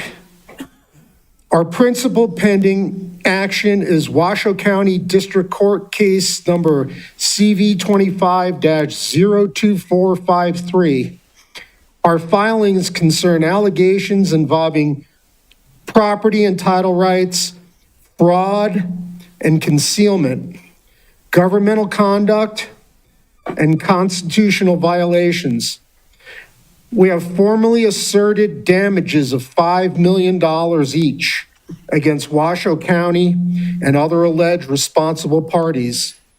We have also reported threats against us during the course of investigating and reporting these matters. I take those threats seriously.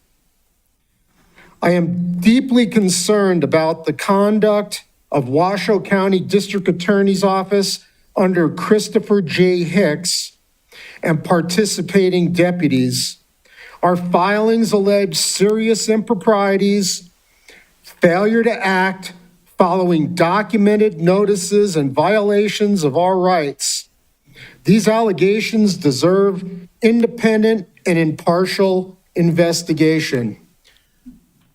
Mr. Wes Duncan, as the incoming district attorney, I am putting you on notice of these matters today and respectfully ask you to personally review this record when you assume office and determine whether independent investigations and corrective actions are warranted. I am also appalled at the failure of the Washoe County Commissioners to meaningfully address what we contend and continued violations involving property and title rights. Thank you very much. Cynthia Van Cleanput, followed by Brian Moore, followed by Chantel Hendricks. Good afternoon. I'm one of the people who live on that open space. And we're one of the original owners that still live there. We paid a premium to live on open space. What do we get out of it if I end up with a house in my backyard? There's no buffer there. They keep saying we have a buffer to the north and a buffer to the west. There's no buffer to the south. So we lose, and everybody else on our street loses. And when you talk about the traffic study, was it an independent one or somebody they hired? It would be interesting for the city of Sparks to have an independent study done so that the public can trust it. Because who knows what Red Hawk did. So we enjoy what we have out there. Everybody enjoys the whole environment. We live in a beautiful area, and to all of a sudden have another 158 homes and over 300, minimum 300 people, 1,100 car trips a day, that impacts us as a community. So hopefully it's considered. I appreciate your time. Thank you very much. Thank you. Brian Moore, followed by Chantel Hendricks, followed by Kim Szynski, followed by Mark Ernst. Brian Moore, you're up first.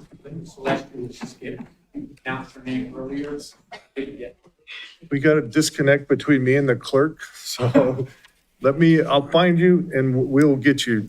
If your comment card is here, we'll get to you, please. Yeah. Yeah, go ahead, Brian, you're up. That didn't take up my time, did it? Yeah. Are you saying you're long-winded? Just checking. Good afternoon, Mayor Lawson and members of the City Council. My name is Brian Moore. I'm a resident of Wingfield Springs and part of the Wingfield Springs Preservation Group. We are here to speak on items 11.1 and 11.2 concerning the Foothills application and the developer's request to remand it back to the Planning Commission. As we've done consistently throughout this process, we come to you with respect and professionalism. However, with increasing levels of concern. Due to the fact that we are limited to 3 minutes and because we have extremely important information we want to put on record, we're going to have 4 separate presenters, all part of the Wingfield Springs Preservation Group, share information with you as it relates to this issue. I'll begin with my portion of the presentation. Before considering the request by the applicant to remand it back to the Planning Commission, let me run you through the timeline, which was done previously as well. On January 21st, 2026, the application was filed. March 19th, city staff met with the developer for a detailed 90-minute meeting outlining their concerns with the project, including expressed concerns regarding the traffic study. On May 7th, the developer provided some revised materials regarding the traffic study and several other items. On May 14th, city staff notified the developer in writing of concerns still unresolved and informed them that they had until May 21st to provide the information if they wanted to make the June 29th Planning Commission meeting. Following is a relevant quote from city staff to the developer. Before going through the work of submitting further revisions to the handbooks or traffic impact studies, staff would like to be fully upfront and share that after conferring with all city departments, including the city attorney's office, our preliminary recommendation is for denial of each of the 4 planning applications, primarily based on non-compliance with the comprehensive plan and staff's inability to make various findings for modifications of plan developments related to the reasonable reliance of residents and owners. In full candor, the recommended cleanups and revisions likely would not alter this recommendation of denial on the core planning and plan development findings, but would take steps towards removing staff's other concerns. I'll end my piece of the presentation and turn it over to the next person. Hopefully you're calling them in the same order we planned. Well, who do you want to see next? Well, you don't want to, Chantal Hendricks. That's who I'm going to call. There you go. Chantal Hendricks, followed by Kim Szynski, followed by Mark Ernst, then followed by Linda Silvestri. I have a different list on my computer than I have in front of me. Thank you, Mayor and council members. Good afternoon. My name is Chantal Hendricks, and I'm going to continue where Brian left off. This is still part of the quote from the city staff to the developer. So, quote, "You have previously expressed a desire to have the 4 subject planning applications considered by the Planning Commission on June 29, 2026. If you would like to move forward to this meeting, staff would need revisions to the handbooks and traffic impact studies, as well as responses to the 2 questions no later than 5 p.m. on May 21st, 2026. Alternatively, you may proceed forward to the June 29th Planning Commission meeting with the applications, materials, and revisions currently provided. Please let staff know if you plan to submit a 3rd round of responses and revised materials, or if you would like staff to proceed forward to the June 29th Planning Commission date with current application materials and revisions," end quote. On May 21st, the developer did provide the city staff with letters from Integral Consulting with responses to some of the concerns, but did not provide a revised traffic study. On May 21st, Blake Peters, the representative for the developer, responded, quote, "We received your email last Thursday, May 14th, and immediately began to address the comments our team could respond to given the 5 business day deadline. Wood Rogers was unable to update the Foothills Handbook Amendment and incorporate responses to each of your comments. Integral was able to update their letter to address each of your comments regarding wildlife and wetlands, and that is referred to in those sections of the Foothills Handbook Amendment. There was not sufficient time to address the substantial comments on the Wingfield Handbook Amendment or the traffic comments on either project. Given those constraints, and the optional approaches that you offered below, we will proceed to Planning Commission on June 29th for foothills only. Again, our team was able to incorporate all of your comments in the attached updated Foothills Handbook Amendment. We are comfortable proceeding to the Planning Commission with the Foothills Traffic Impact Study in its current condition without any revisions, end quote.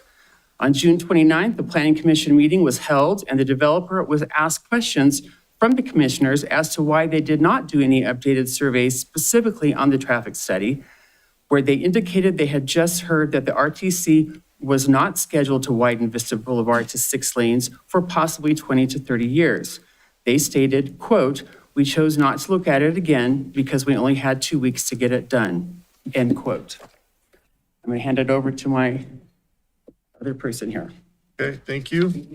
Kim Zazinski, followed by Mark Ernst, followed by Linda Silvestri, followed by Ron Moreland.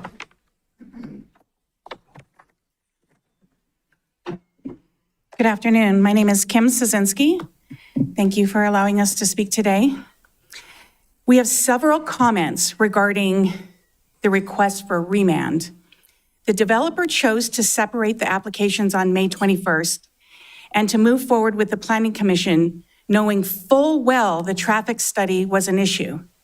That was 95 days ago. Before going to the Planning Commission, the city staff indicated that even if they addressed the traffic concerns, there would be more likely still recommended denial based on various other issues. The developer chose not to change anything 88 days ago. Sensing how the Planning Commission was leaning with the question that they were presented, the developers could have informed the commission right then and there, prior to the vote, that they would like more time to update the various studies. The developer chose not to. They were informed by the city staff that if the Planning Commission denied the project, it would go to the City Council in August. They also allowed the Planning Commission to make the motion, proceed to vote 56 days ago. On August 18th, we were able to view the agenda set for today and identify those items.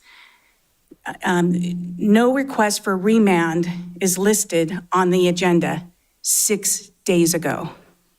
The developer emailed the city staff on August 17th after hours, as you had heard, to provide a new traffic study.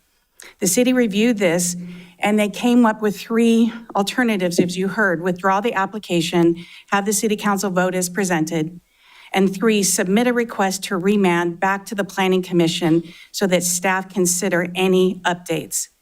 Given the many opportunities this developer had previously addressed in their application deficiency, or previously had to address their application deficiencies, it does not seem logical that this developer would be given the option to remand back to the Planning Commission and staff.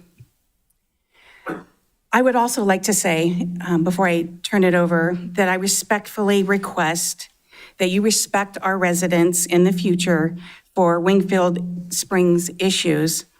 It is not showing favoritism to accommodate your community in one room. Thank you. Thank you. Mark Ernst, followed by Linda Silvestri, followed by Ron Moreland, followed by John Ordaz. Good afternoon. My name is Mark Ernst, and I will conclude our presentation. First and foremost, please be reminded that a traffic study was not the only concern the city staff presented to the developer. We ask you to consider the impact this is having on our community. Residents are being held hostage by this developer. Some have sold their home under market value. Others have been unable to secure a buyer due to the uncertainty of this project. Tensions are running high simply from the unknown. The city is under no legal obligation to remand these applications. We therefore ask you to do 2 things today. First, deny the request to remand solely for a new traffic study. City staff indicated traffic was only one of several issues, and a revised study would most likely not change their recommendation for denial. The opportunity expired when the developer chose to move forward with the study as presented. Second, proceed today with your vote on the Foothills project as submitted. The developer was informed of staff's concerns multiple times. They heard the Planning Commission's concerns and still chose to advance the applications in their current form. Our community has been left in this position because the developer failed to address the issues raised by city staff. Now, at the 11th hour, they seek to delay. If you still decide to remand, we urge you to impose tight, definitive timelines for any and all required studies. The developer has long known of staff's concerns. The community deserves to know, where does this end? Where does it end? This needs to end today. The time has come for a decision. We hope you will honor the residents of this fully developed master plan community by doing what is right for the Foothills and Wingfield. Thank you for your time and your consideration. Thank you. Linda Celestri, followed by Rod Moreland, followed by John Ordaz, followed by Lynn Knickerbocker. Thank you, Mr. Mayor and City Council. My name is Linda Celestri. I live at 2347 Old Waverly Drive in Sparks. I support the Planning Commission, City Attorney, and staff's original recommendation to deny this application.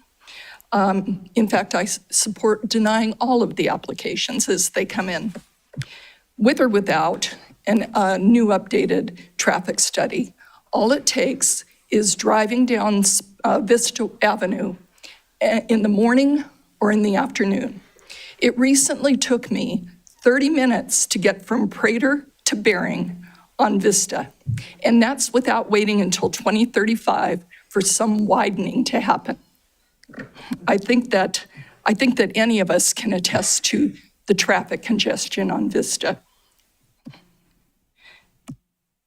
Anyone living in the area can tell you how much the traffic and the traffic patterns have changed since all the development between Vista and Pyramid off of Wing Hills Road and La Posada. There's been a pretty big impact. Adding more houses will not help that at all. Another concern that I have, after spending 30 years in local government, the last 6 of which I was a city department head and part of our city development team, I can tell you that the ongoing impact to the city budget is going to be substantial. This is in addition to capital improvements that you may make with developer impact fees, because those can't be used for ongoing cost. So when you look at the cost going on and on, $2.2 million over 20 years is not going to cut it. Break that down, $110,000 a year. We would have used that already in the gas price increases for city vehicles. So in closing, I believe that this Foothills proposal will significantly increase traffic, strain water, sewer, and emergency services, lengthen emergency response and evacuation times, and we've all seen the chaos that evacuations can cause in the last few days, and even add strain to services such as parks, recreation, and the ongoing maintenance of city property. It will also permanently change the character of our master plan community in a very negative way. City staff, city attorney, and planning commission previously gave this matter due consideration, and their recommendation should mean something. In my humble opinion, this is just another developer stall trying to push this past the upcoming elections to a time when it may be more favorable for them. Thank you for your consideration. All right, Ron Moreland, followed by John Ordaz, followed by Lynn Knickerbocker, followed by Robert Michalowski.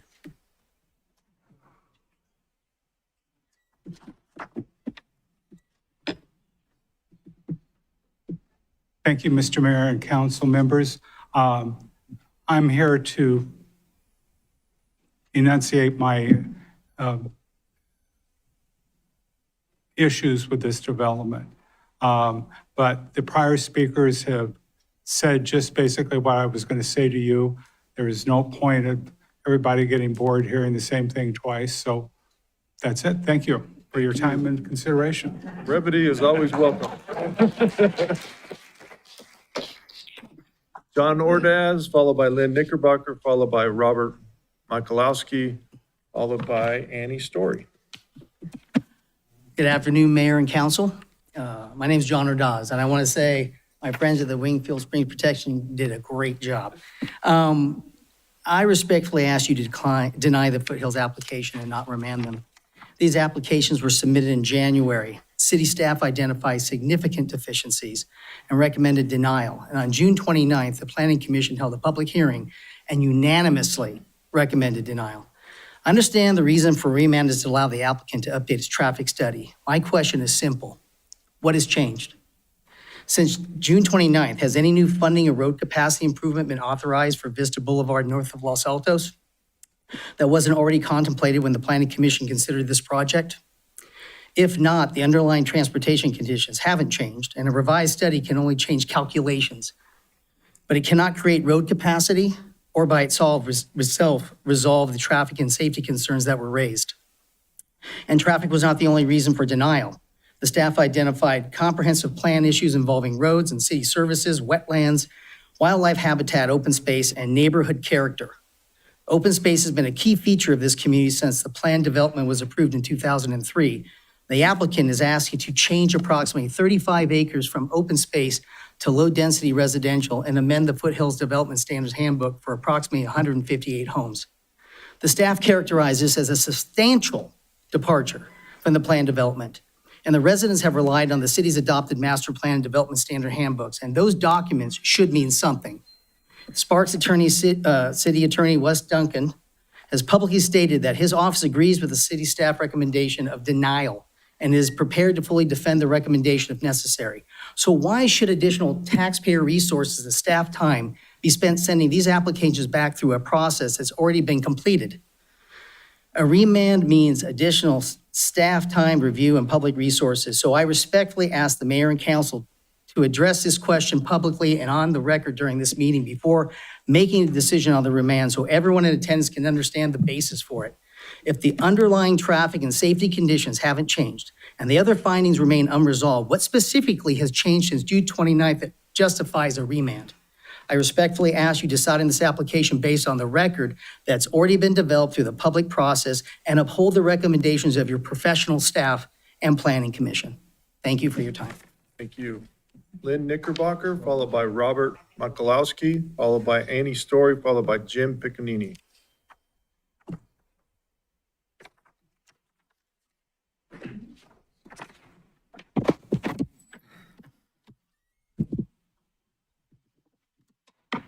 Good afternoon.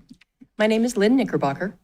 I respectfully urge you to deny the request to change the land use designation in item 11.1 and reject the development proposal in item 11.2 before you. The Foothills was approved as part of a broader master plan community consisting of residential villages, open space systems, trails, recreational amenities, school sites, drainage corridors, and supporting infrastructure. The project was designed as an integrated community in which multiple systems work together across both the Foothills and the Red Hawk at Wingfield. Changes to one component may affect the integrity of the entire development framework for both. The original handbook demonstrates that open space was not excess land waiting for a future development. It served environmental, recreational, community design, and infrastructure functions relied upon by the city, the community, lenders, purchasers, and adjoining property owners. Any conversion of designated open space areas must therefore be evaluated not only for density impacts, but also for its effects on the broader functions originally assigned to those areas. It should also be noted that the 3 golf holes, were approved after original open space designation and reverted back to its original status when the 3 holes were not executed upon. City staff and Planning Commission raised questions regarding homeowner reliance. The issue is whether substantial modifications can occur without demonstrating that the findings supporting the original approval remain valid. Homeowner reliance isn't limited, however, to those living on open space or on a golf course, but to all who live in the neighborhood that purchase due to the natural beauty open space or golf environments provided. Changes should also conform to the basic structure of village layouts and buffer zones in existence today. This current proposal does not. The preliminary lot map does not maintain and respect existing property lines, resulting in 10,000 square foot large lot homes having 2 up to 5,000 square foot low density homes proposed behind them. The Planning Commission noted that 25-plus-year-old studies were being relied upon to support both the change in land use designation and the proposed development. I would suggest that neither wildlife, hydrology, nor geological conditions are static. Therefore, without due diligence, a change in land use and approval of this proposal is premature. The Planning Commission also challenged the traffic study and proposed access to Village 16. Based on this, the further findings of the city staff and the Planning Commission, a rejection of both these items seems appropriate. Thank you so Lynn. much. Appreciate it. Robert Michalowski, followed by Annie Story, by Jim Piccanini, and Carol Stevens. I hope I was saying your name correctly. Mr. Mayor, it's Michalowski. You're close enough. I've heard worse butcherings.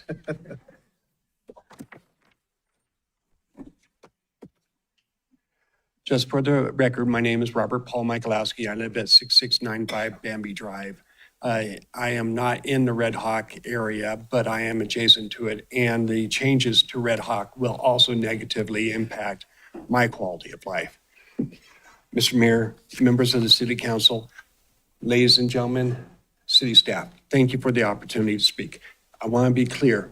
I am not opposed against growth.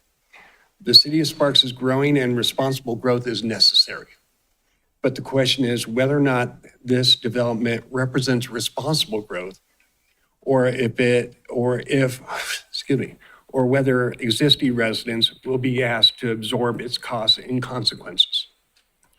Many of us chose the Red Hawk area because of the community that existed when we purchased our homes. We made major investments based on reasonable expectations about traffic, infrastructure, open space, neighborhood character, and the quality of life. Those expectations matter. The recent fire, the Hawk Fire, demonstrated why traffic and emergency access cannot be treated as afterthoughts. Thousands, tens of thousands of our neighbors had to evacuate while roads were closed, traffic redirected, and emergency responders needed access to those same routes. That is not a theoretical traffic study. We saw how quickly a crisis can overwhelm a limited road network. Adding substantial residents and residential density means adding thousands of daily trips. Where would those vehicles go during an emergency? What will happen if a major roadway is closed? How will residents evacuate while firefighters, police, and emergency personnel need access? Those questions must be answered before any additional density is approved, not after an emergency exposes infrastructure limitations. There's also a financial responsibility issue. New development is often described in terms of tax revenue and economic activity, but that's only half the question. Will long-term revenue exceed the lifetime cost of roads, utilities, police, fire protection, and other public services? That requires an independent financial impact analysis, not developer projections. If the taxpayers must finance infrastructure and services for decades, short-term revenue may not represent a true financial benefit to Sparks. Quickly. Thank you. I would ask that you do not approve this development. But if you do, I respectfully request that the council require first a comprehensive traffic and emergency access analysis that includes evacuation scenarios. Okay, thank you. Thank you. Annie Story, followed by Jim Piccinini, followed by Carol Stevens, followed by Marie, I'm going to butcher your name, Andrini.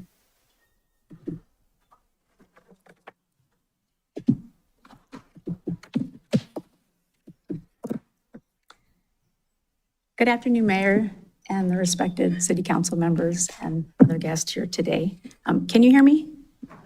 Okay, I tend to talk kind of low. Let me bring it up. Hello, everybody, the mayor and respected members of the city council. My name is Annie Story. I'm a homeowner and I'm the elected board president of the Foothills at Wingfield HOA, which formally voted to oppose these applications on the behalf of our community at their request.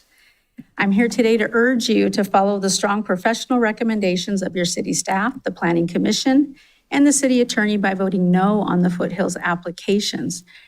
Regardless of things that I hear about lawsuits, I don't think you even think about that. I think you just think about what's doing right for the community.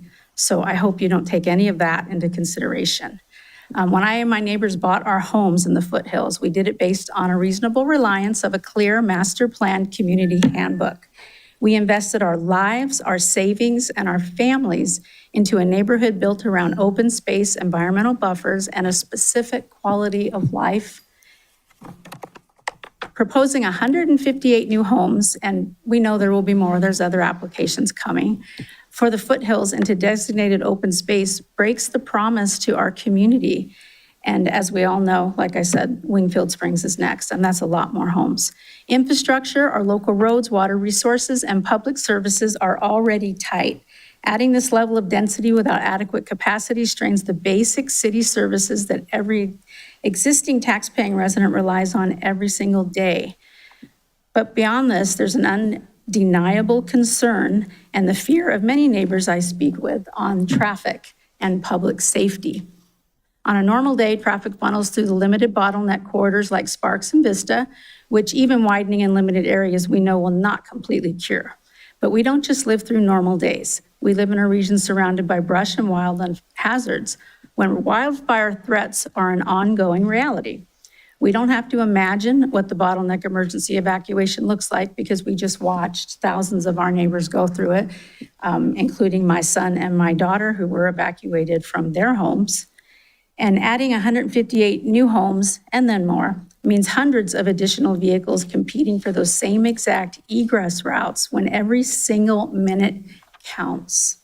That isn't just an inconvenience, it's a life safety hazard for our first responders and for our families. Your own city staff and Planning Commission recognized a lot of these risks and others when they recommended denial. Please, I ask you to stand with the residents who live here, protect our safety, and uphold the integrity of our master plan. I respectfully ask for that. And I please ask that you deny the Foothills applications, not remand. Thank you. Thank you so much for your time. I appreciate it. All right, Jim Piccinini, followed by Carol Stevens, followed by Marie Andrini, followed by Randy Pizer and Brenda Camp. Carol Piccinini's up now. He left. Jim, isn't it Jim? Yeah. He left? Jim Piccinini. And announce his name 3 times, so he's gonna miss out. All right, Carol Stevens then. to confuse the team, right? Yeah, I was expecting someone else. They're always better looking than me, what can I tell you? Mayor, council, appreciate the time here today. My name is Carol Hardin Stevens III. There were two before me, I can't help it. 6547 Raydale Sierra Court, Sparks, Nevada, halfway down the 6th fairway on the Lakes course. I've lived there since May of 2015. Ladies and gentlemen, the city of Sparks has approved a well-thought-out master plan, and now at the behest of the Sino Group or the Red Hawk Group, they want to undo all that work, everything you folks and your predecessors have done before you.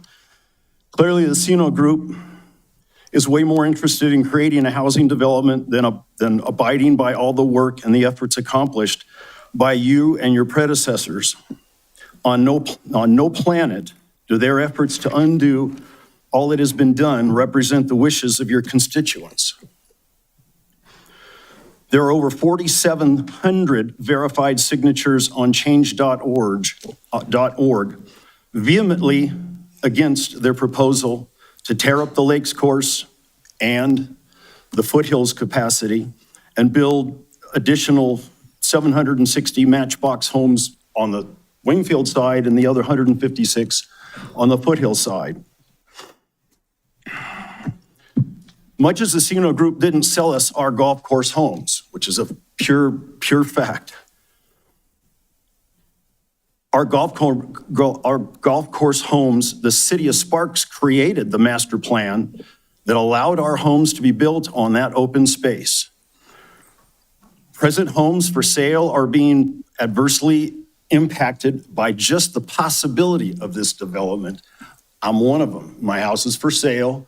I'm getting that rumor. 2 doors down, they lost a sale because of this rumor. Just the fact that it's out there in the public arena is costing us money. The Sparks City Council will have to bear the backlash from your constituents for our real estate losses if you allow the Sino Group to change what you have already created. In the strongest terms permissible, we who reside in Wingfield Springs and the Foothills developments demand that you reject this entire proposal out of hand and in perpetuity. Thank you. Thank you. Marie-Ann, Carol. Thanks, Carol.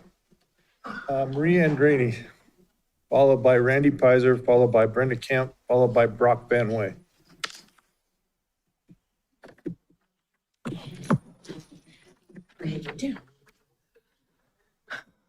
Thank you, Mayor, and thank you, board members. I really appreciate it. Letting me speak about this. I brought some paperwork to show you. I moved into this house December. Okay, I just purchased it. And it was listed as the property backs up to an open green belt, and that was once slated to be a 3rd green, but is now a natural preserve, a nature preserve. That was listed, okay, that way in the MLS by Dixon Realty. So then I hear about this plan that came up by Mr. Sino, and that is not something that I wanted to hear. I didn't buy the house for the house. I purchased the house for the open space behind me. And what I find very interesting is that Mr. Sino was awarded the 2023 Waterfowlers Hall of Fame in California. I left 4 different messages for this company, and finally someone returned my call, and I said, this man does not care about waterfowl. He wants to rip out everything behind us where there's water and birds and animals living, coyotes, bunnies, natural things. He just wants money. And the sad part about it is you can't take money with you. This man is an elderly gentleman. He's got a lawsuit between himself and his son, so he's just not doing the right thing. I think what would be better for Mr. Sino to leave a better legacy would be to dedicate this open space behind my house as a natural habitat. I'll be glad to make a bench for him with his name on it. And the golf course, I really do think that he should donate the golf course since he got it in a lawsuit with his partner. I think he should donate the golf course to junior golfers. Wouldn't that be a wonderful thing for kids to come and learn how to play golf? And I thank you very much. So obviously, no, I'm in denial of this whole thing. And I appreciate you taking the time. Thank you so much for listening to me. Thank you very much. Thank you. Thank you. All right, Randy Pizer, followed by Brenda Camp, followed by Brock Van Way, followed by Elaine Wang.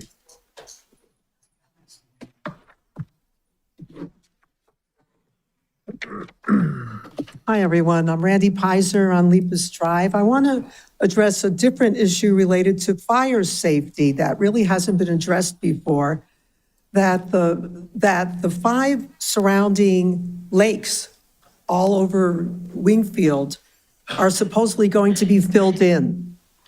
They are designated dip and dot sites. That's a term I learned about the helicopters that dip in and grab the water to put out these fires. And the plan includes filling all of those water sources in and putting sprinklers on lawns. Did that stop any of the fires that are happening now? Absolutely not. This is a major issue that has not really been addressed. And so please put that into your consideration for this entire issue. Thank you. Thank you very much. Brenda Camp, followed by Brock Van Way, followed by Elaine Wang, followed by Neil Schwartz.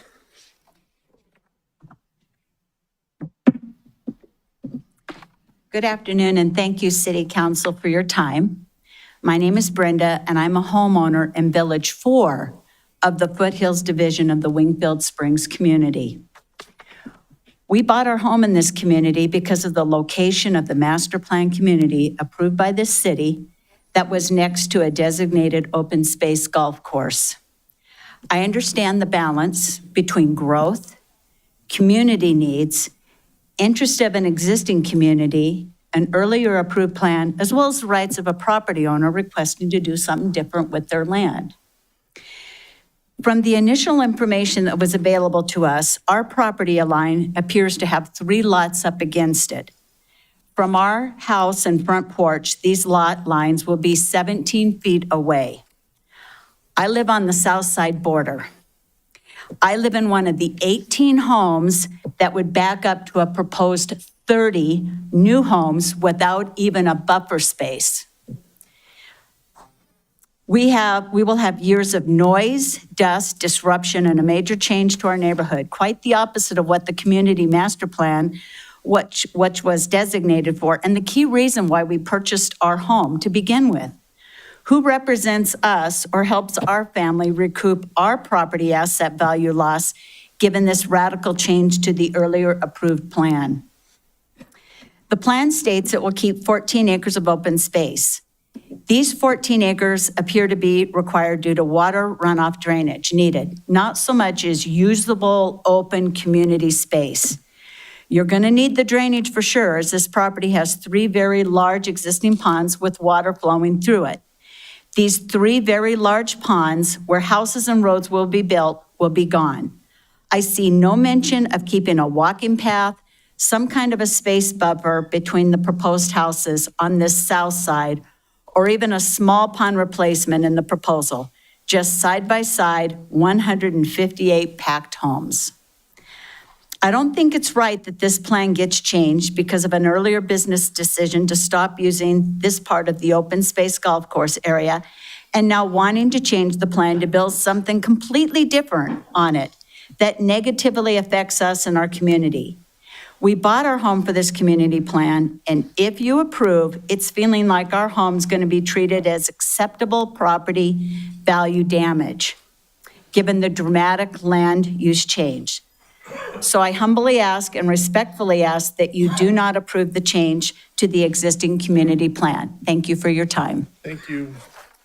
Rock Van Way, followed by Elaine Wang, followed by Neil Schwartz, followed by William T. Stewart, excuse me. First of all, Mr. Mayor, you said my name perfectly. Thank you. That was purely by It's accident. rare. It's very rare. Thank you. Good afternoon.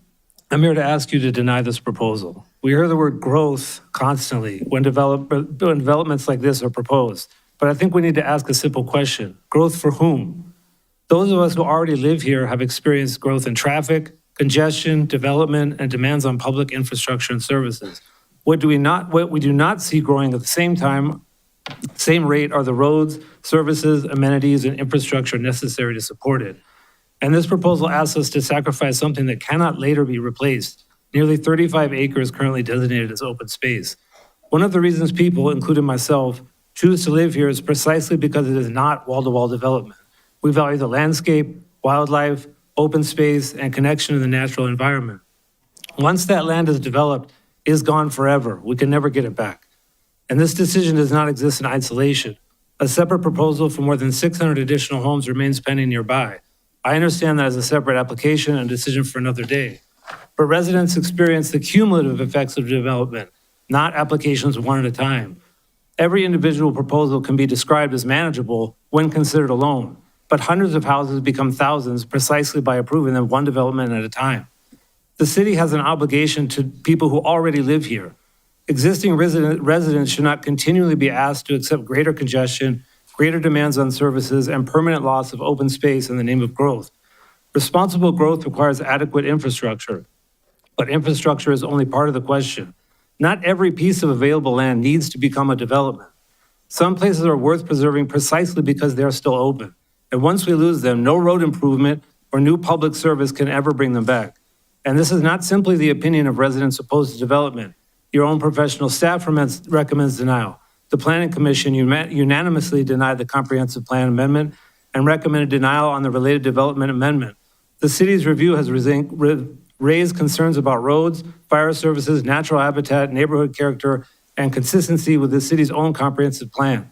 So I would ask you one final question. If residents are saying no, your Planning Commission is saying no, and your professional staff recommends denial based on the city's own planning standards, who exactly are we saying yes for? Please represent the people who already live here. Please preserve open space, and please vote no. Thank you very much. Elaine Wang, followed by Neil Schwartz, followed by William T. Stewart, followed by Kristen DeHaan. Hi, Mayor and City Council.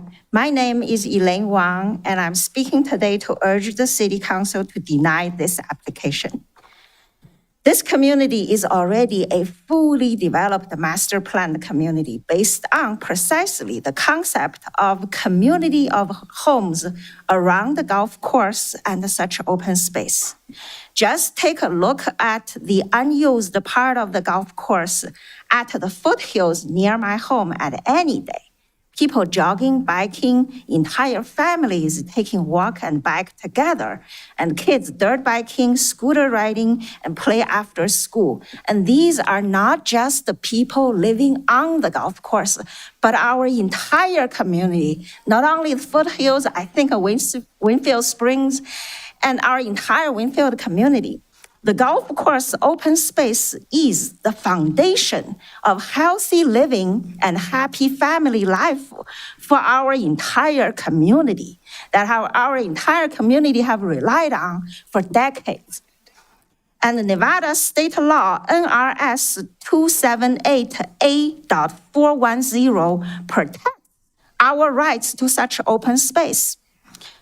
NRS 278A.410 says, no such modification of the plan by the city or county may affect the rights of the residents. And just look at all the people showed up today and say no to this application.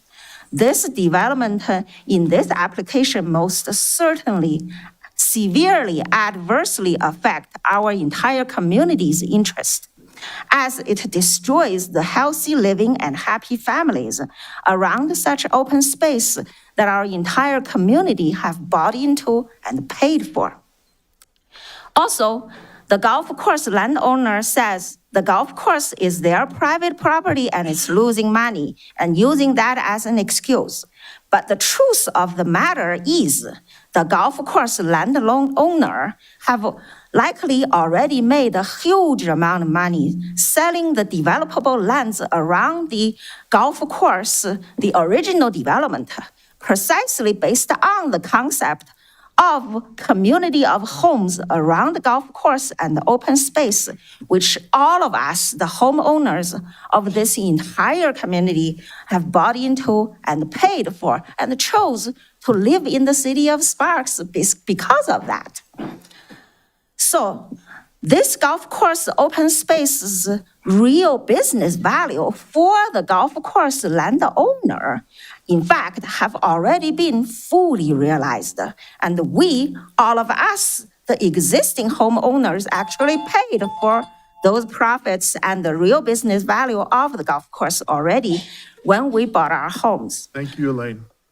Yeah, so Thank you. respectfully ask the city to reject the application. Thank you.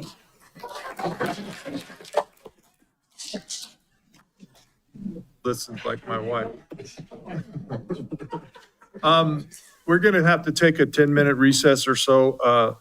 Our video has gone down, so the people in the other chambers can't hear what's going on in here.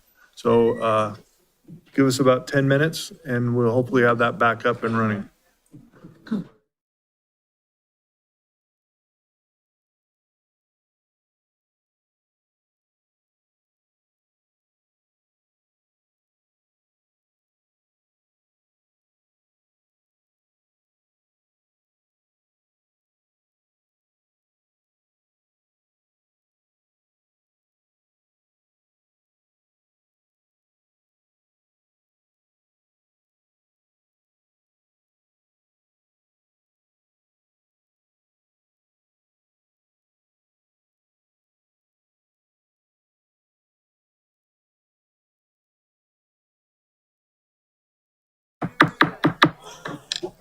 All right, let's call back to order the Park City Council meeting. Okay.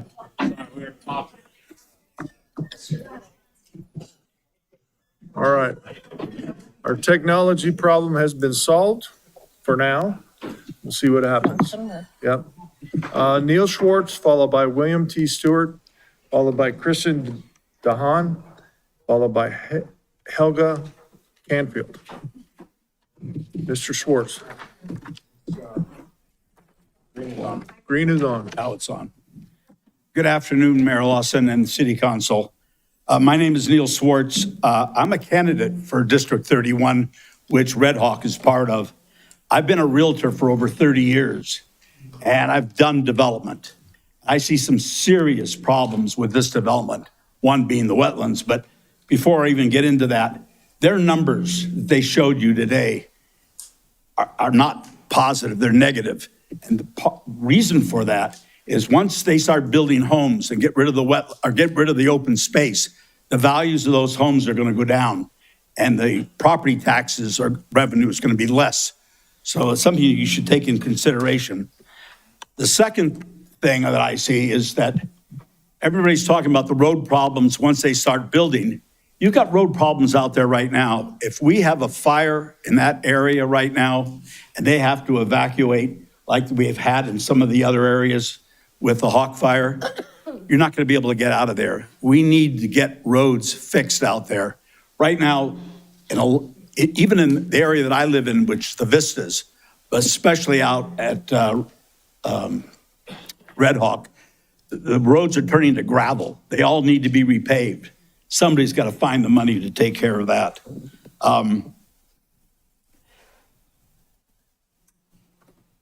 Excuse me for a moment. I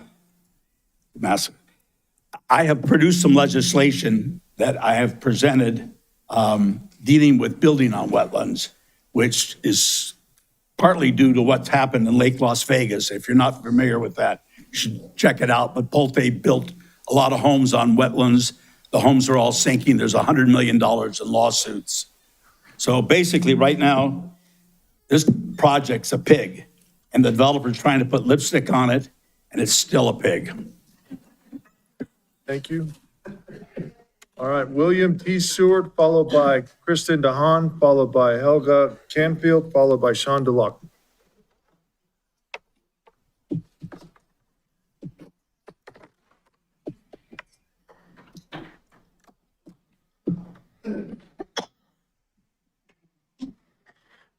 Good afternoon, elected officials. William T. Stewart for the record. Well, I was up there. No, what happened? Oh, there we go. By now, I pretty much hear everybody's phone pinging because we got another fire north of Township 22, which is still in Washoe County. So it's great that all these people are out here. I'm kind of segue a little bit so far as what's going on with Foothills and everything else, and I would appreciate you guys denying that plan as well. But so far as fire prevention and protection, having people make sure they have a plan. The people that are evacuated, if they don't know about watch duty, make sure that they do. That should be something on everybody's phone. It's really easy to do. If you have any questions, I'm in the back. You can just go on your phone, type in watch duty, and it'll come up and it'll give you the perimeter, the evacuation routes, all the things that you need to be aware of so far as what fire does. Because as we well know, we've had multiple fires over almost 200,000 acres in Washoe County alone this year burned.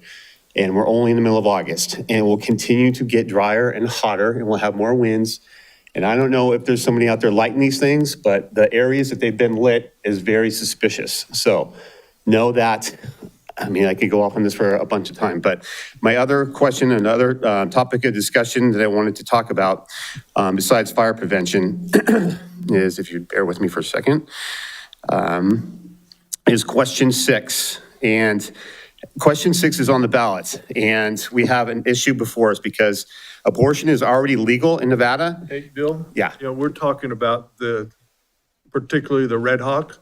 If you want to make general public comment, you can hang around till the end. I'll be happy to hear it then. Okay, well, I was trying to talk on normal public comment, but that was But this is a canceled specific beforehand. hearing item for this Red Hawk project. Okay, so I can't talk on this topic at all. Oh, we can at the end. Okay.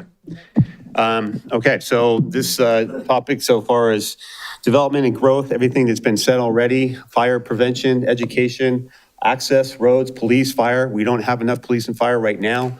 How they can respond to more incidents with more houses, with more demand on sewers, more demand on water. Our sewer plant is already over capacity. How are we spending money so far as the infrastructure is concerned for our city? If we can't flush toilets, where are people going to live? There's all kinds of things that the city needs to deal with, not only roads, public service, public safety, the developers. This master plan's been already on the books for a long time. I don't know why we need to go back and revisit it to fill in more open space for more homes that we can't actually have public service to provide services for. I'll stick around hopefully to the end so I can actually talk on abortion and question 6 that everybody should vote no on. Please, thank you very much, and God bless. That was my fault, Bill. I didn't notice that you had public comment, not 11-1. So that's my fault. I apologize. No problem. Kristen DeHaan, followed by Helga Canfield, followed by Sean DeLocke, followed by Linda Brown.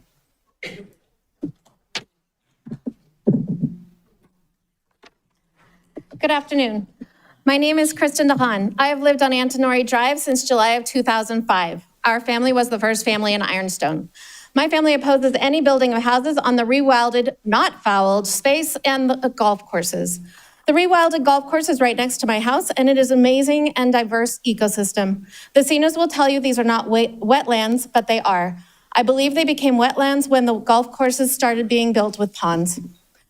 This past winter through spring, we saw 2 Sora and a Virginia rail in our ponds. Our state bird, the mountain bluebird, uses our ponds as a place to rest. We were the only place last year in Washoe County that had the mountain bluebirds. This winter, when it was snowing, the ponds were filled with these beautiful bluebirds. We have also had gadwalls, ruddies, redheads, coots, grebes, cliff swallows, nighthawks, Cooper's hawks, currently a family of 4, northern harriers, buffleheads, mergansers, quail, yellow-headed and red-winged blackbirds, Bewick's wrens, red-tailed hawks. We have cedar waxwings, cinnamon and green teals, black phoebes, cormorants, western kingbirds, marsh wrens, avocets, blacknecks, stilts, spotted sandpipers, kinglets, bush tits, lesser goldfinches, Wilson's phalaropes, brown-headed cowbirds. The list goes on and on. On top of these birds, we also have a family of coyotes, as well as bunnies, squirrels, kangaroo rats, bullfrogs, western toads, dragon, and damselflies. Our ponds are home to important species, and it is not okay to destroy where they are finding respite. Since 2020, our community has regularly been using this rewilded space. People walk there every single day. Families have created and maintained areas for bikes, people fish, families have fun in so many ways. From 2015 to 2019, I took my Girl Scout troop there several times in order to pick up trash and to view the different wildlife. Our Boy Scout Troop 443 has been there as well. I've seen other youth organizations studying the wildlife in this area. I understand that Mr. Sino equates this with walking into his garage uninvited, and I beg to differ. Sparks has so few third spaces, which are places outside of the home and work or school, the first and second places, where people of all ages can go to connect with their community. They are spaces that cost nothing and are there for everyone. They are spaces where strangers can become friends. I've been lucky enough to have had this happen with a fellow early morning walker, Doug, and his dog, Dakota.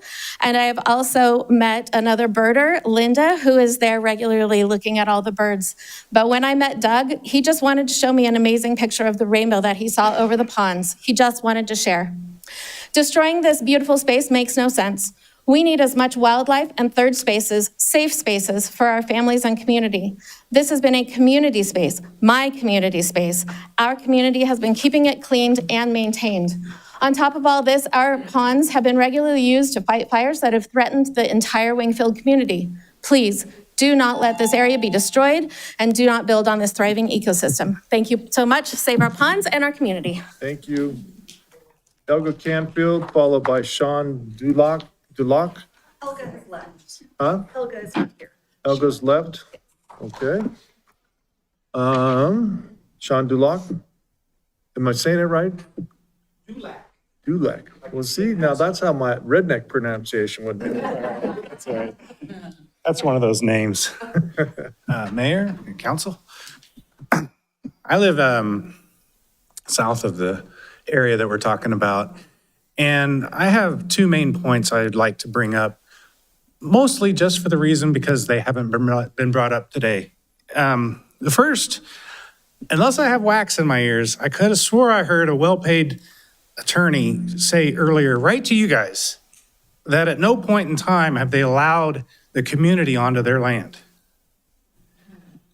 Now, I don't know everything about easement, but I know how easement is established.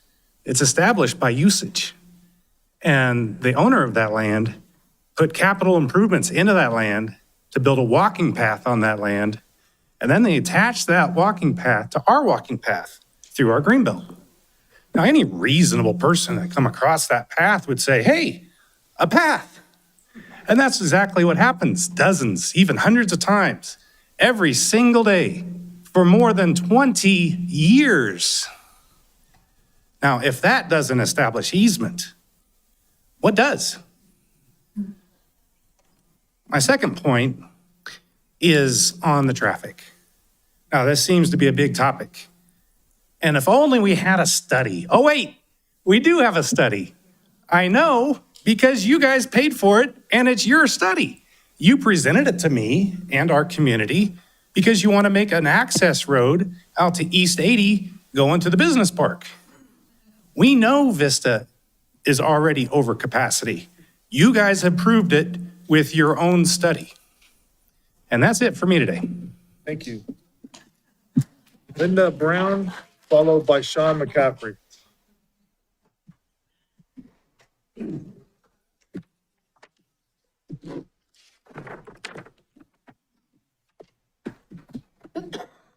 Mayor, council members, my name is Linda Brown, and I live on the 12th hole of the Lakes Course. And I respectfully ask that you uphold the recommendations to deny the proposed Red Hawk development. This decision is is about more than adding homes. It's about protecting safety, environment, quality of life of the Wingfield Springs community.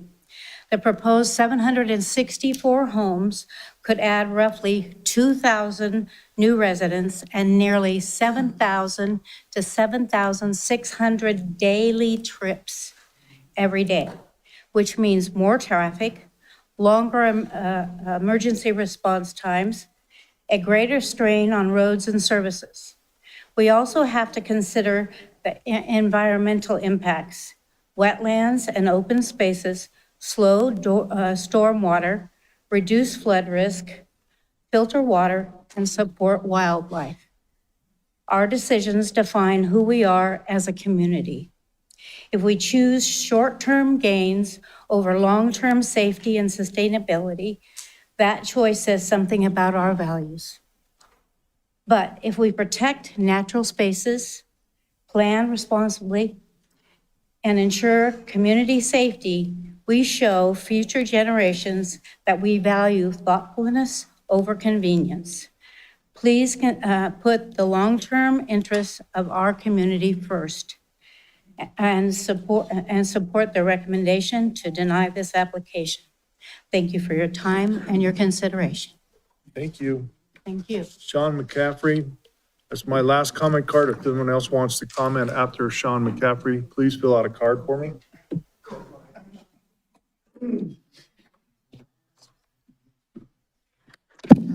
Thank you, Mayor, City Council. For the record, my name is Sean McCaffrey, resident of Wingfield Springs. And the reason I'm even speaking today is because when the applicant had this chair a couple hours ago, one of the rebuttal comments that he made was that there were only 43 people in opposition at one of the last meetings. So I want to make sure that more than 43 people spoke today. I let them know that in mass, we're in opposition to this project. A couple other things that he had to say too that I want to take umbrage with. One is that he indicated that the applicant, the representative indicated that the parcel is private land. Well, it's private as part of a master plan development, master plan community, and that's a contract. And the applicant had no problem capitalizing on that on those lots when selling them for a premium back in the day the development was created. And at that time, these homeowners paid premiums for these parcels under the premise that would stay open space and with the premise that it would be what it is today, part of this master plan community. Now the applicant wants to come in today and say, well, we're going to change that and we want to capitalize on the fact that that is private land. Well, you can't have it both ways. And if you're going to capitalize and charge a premium for land that's designated open space when you're creating this master plan community, is the applicant now going to reimburse or make right or make whole those homeowners that own those properties today if they plan to develop on the land behind that? That doesn't make any sense. And the findings of the Sparks Planning Commission and the findings of staff are pretty clear. And hat tip to all those involved and hat tip to the Wingfield Springs Preservation Group for their well thought out arguments. Your job, you know what your job is, but I think it seems pretty simple. You know, it's the voice of one individual, one entity in this community, which is the Red Hawk Land Corporation, against tens or at least thousands of people in this community in strong opposition. And so what weighs more? Is it one entity who wants to continue to profit off of being in this community? Or is it the thousands that make this community their home, that make this community what it really is and contribute to this community every day? And so at the end of the day, I really hope that you take the position of all of us who are speaking today in opposition and say, you know what? The findings of the commission, the findings of staff are up to snuff, and we're going to do our due diligence and continue to stand up for what's already been, stand up for the findings and vote in disfavor for this application. Thank you very much. Thank you. Okay, Madam Clerk, do you have any more public comment? Anyone in the public wishing to speak on this item? Okay, I'm going to close the public comment, bring it back to the dais, and I'm going to ask for a motion from the council. You have three choices. One is to approve, one is to deny, and one is to remand. So who wants to take a shot at a motion? Ms. Bybee? But we need to see. I think, Mayor, we have multiple motions prepared. With all of those, we would have to get a flavor for what you're looking for, and then we can load that. Have you told her what you want? Charlene, have you Oh, they told the told me clerk? they were going to give me the 3 and. They weren't all shown on the screen. Oh, so tell her what you want up for a motion. Yeah.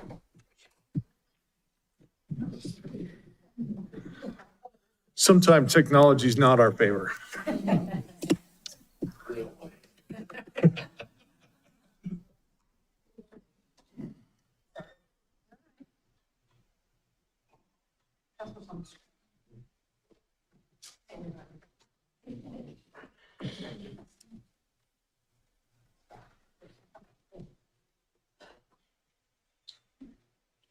I don't know how she reads that. It's like this big. Put my glasses on.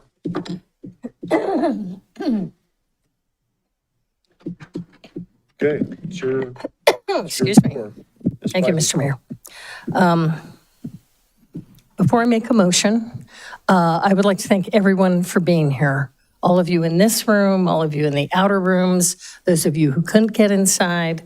The amount of input we have received for 7 months, the hundreds of emails, the number of calls, people's houses. I mean, personally, I'm your councilwoman. So Ward 4 is mine, and I appreciate not only all of your involvement, but really the fact that you were respectful, the fact that the Wingfield Preservation Group did an amazing job organizing you, providing information, and really keeping everyone, you forget until you sit on this side that just getting yelled at and people being really angry at you doesn't usually work. That really being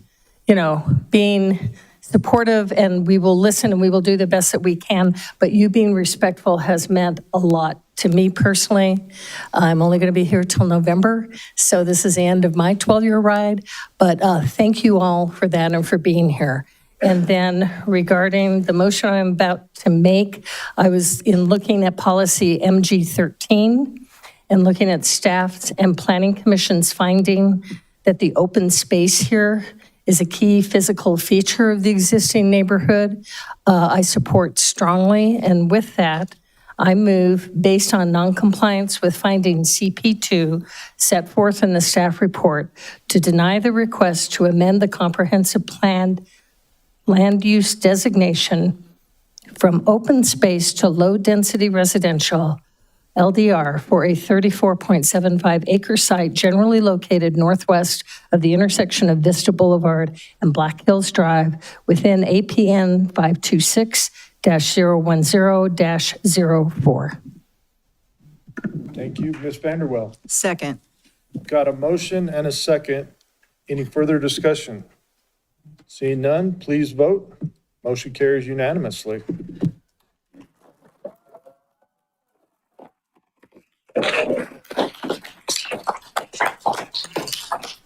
Usually we don't allow that, but you know what? You've been patiently sitting here for 3 hours.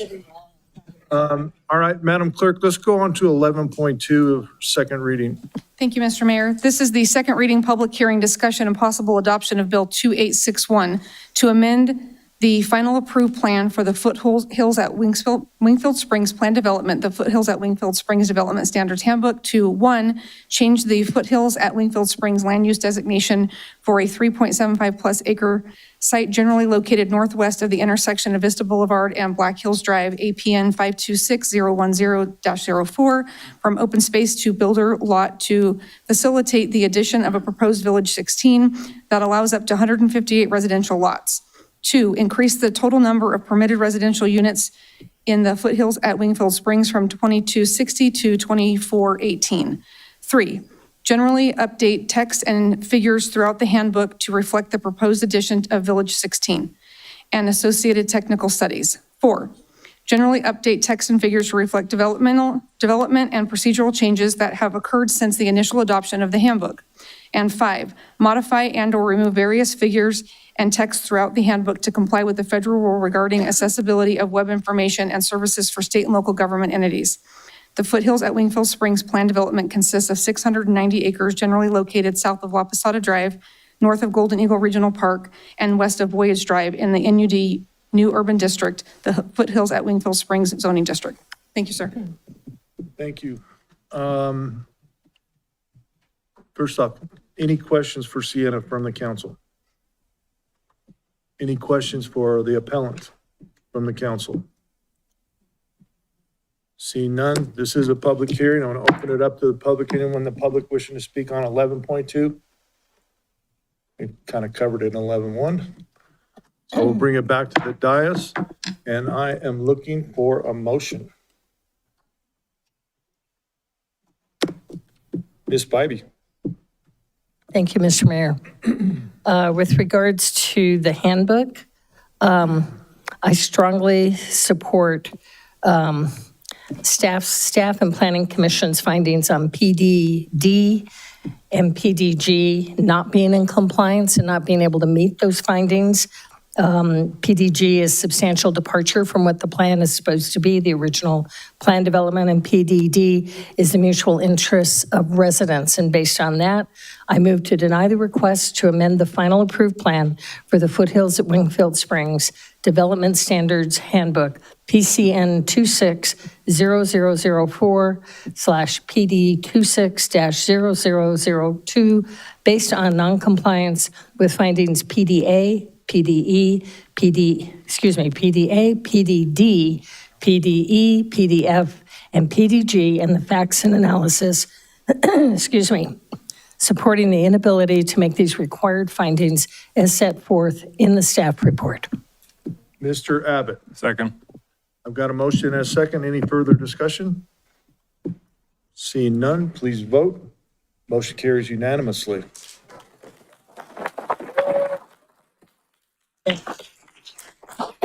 Two more items, if you would bear with us, so we can all get out here at the same time. Any public comment?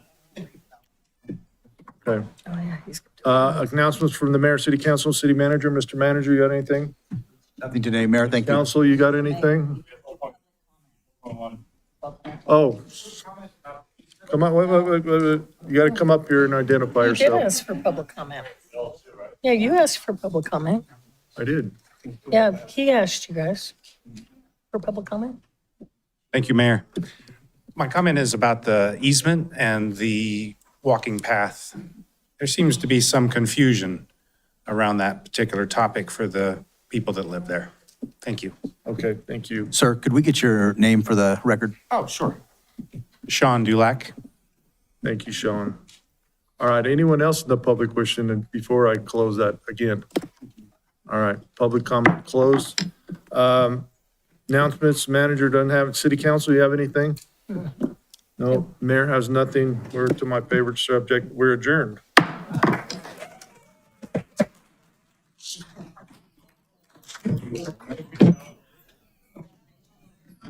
Yeah, we got redeveloped.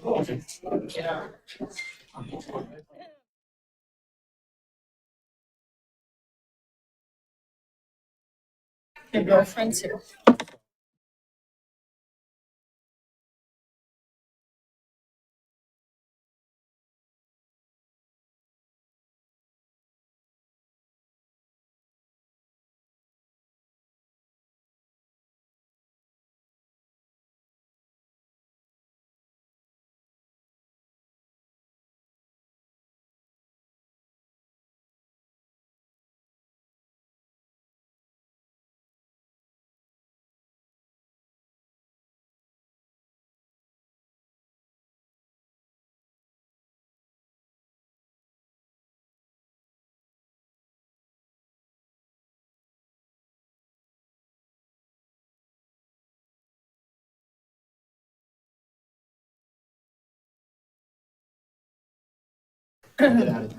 Thank you, guys.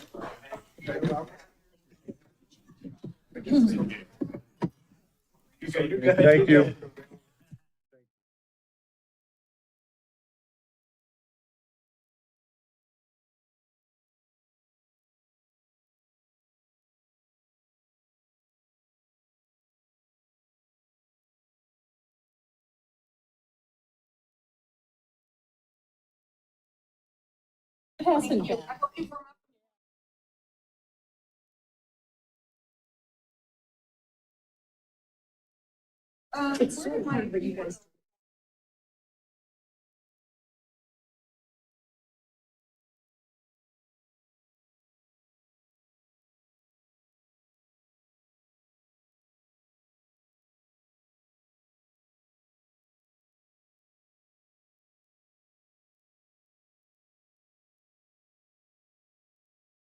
Respectful. Yep.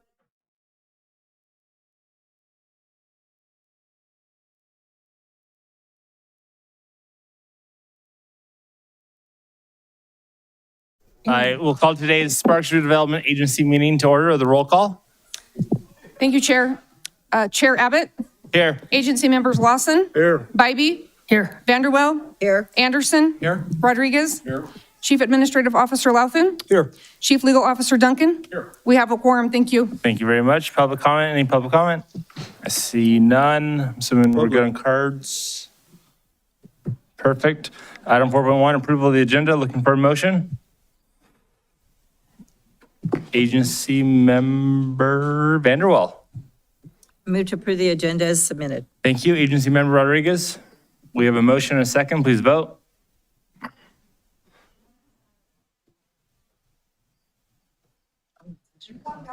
I'm in. Sounds good. Yes, aye. Aye. Passes unanimously. Item 5.1, consideration, discussion, and possible approval of the minutes of the Spark Tree Development Agency meeting for July 27, 2026. Looking for a motion. Agency member Anderson. Move to approve the minutes of the Sparks Redevelopment Agency meeting for July 27, 2026. Thank you. Agency member Vanderwell. Second. Perfect. We have a motion and a second. Please vote. Passes unanimously. Item 6.1, consent items. Consideration and possible acceptance of the report of the claims and bills approved for payment and appropriation transfers for the period July 15th, 2026 to August 11th, 2026. Looking for a motion. Agency member Rodriguez. Thank you, sir. Are we good on with that? I think we've always had to read it. Agency member Rodriguez, I'm sorry. I move to accept the report of claims and bills and appropriation transfers for the period of July 15th, 2026 through August 11th, 2026. Perfectly read motion. Good job. Agency member Lawson. Second. We have a motion and a second. Please vote. Passes unanimously. Item 8.1, comments from the public. Any public comment? I see none. Groovy 8.2, announcements for the agency and chief administrative officer. See none. Item 9, Mayor Lawson's favorite. He's already standing up. We will adjourn at 5:14.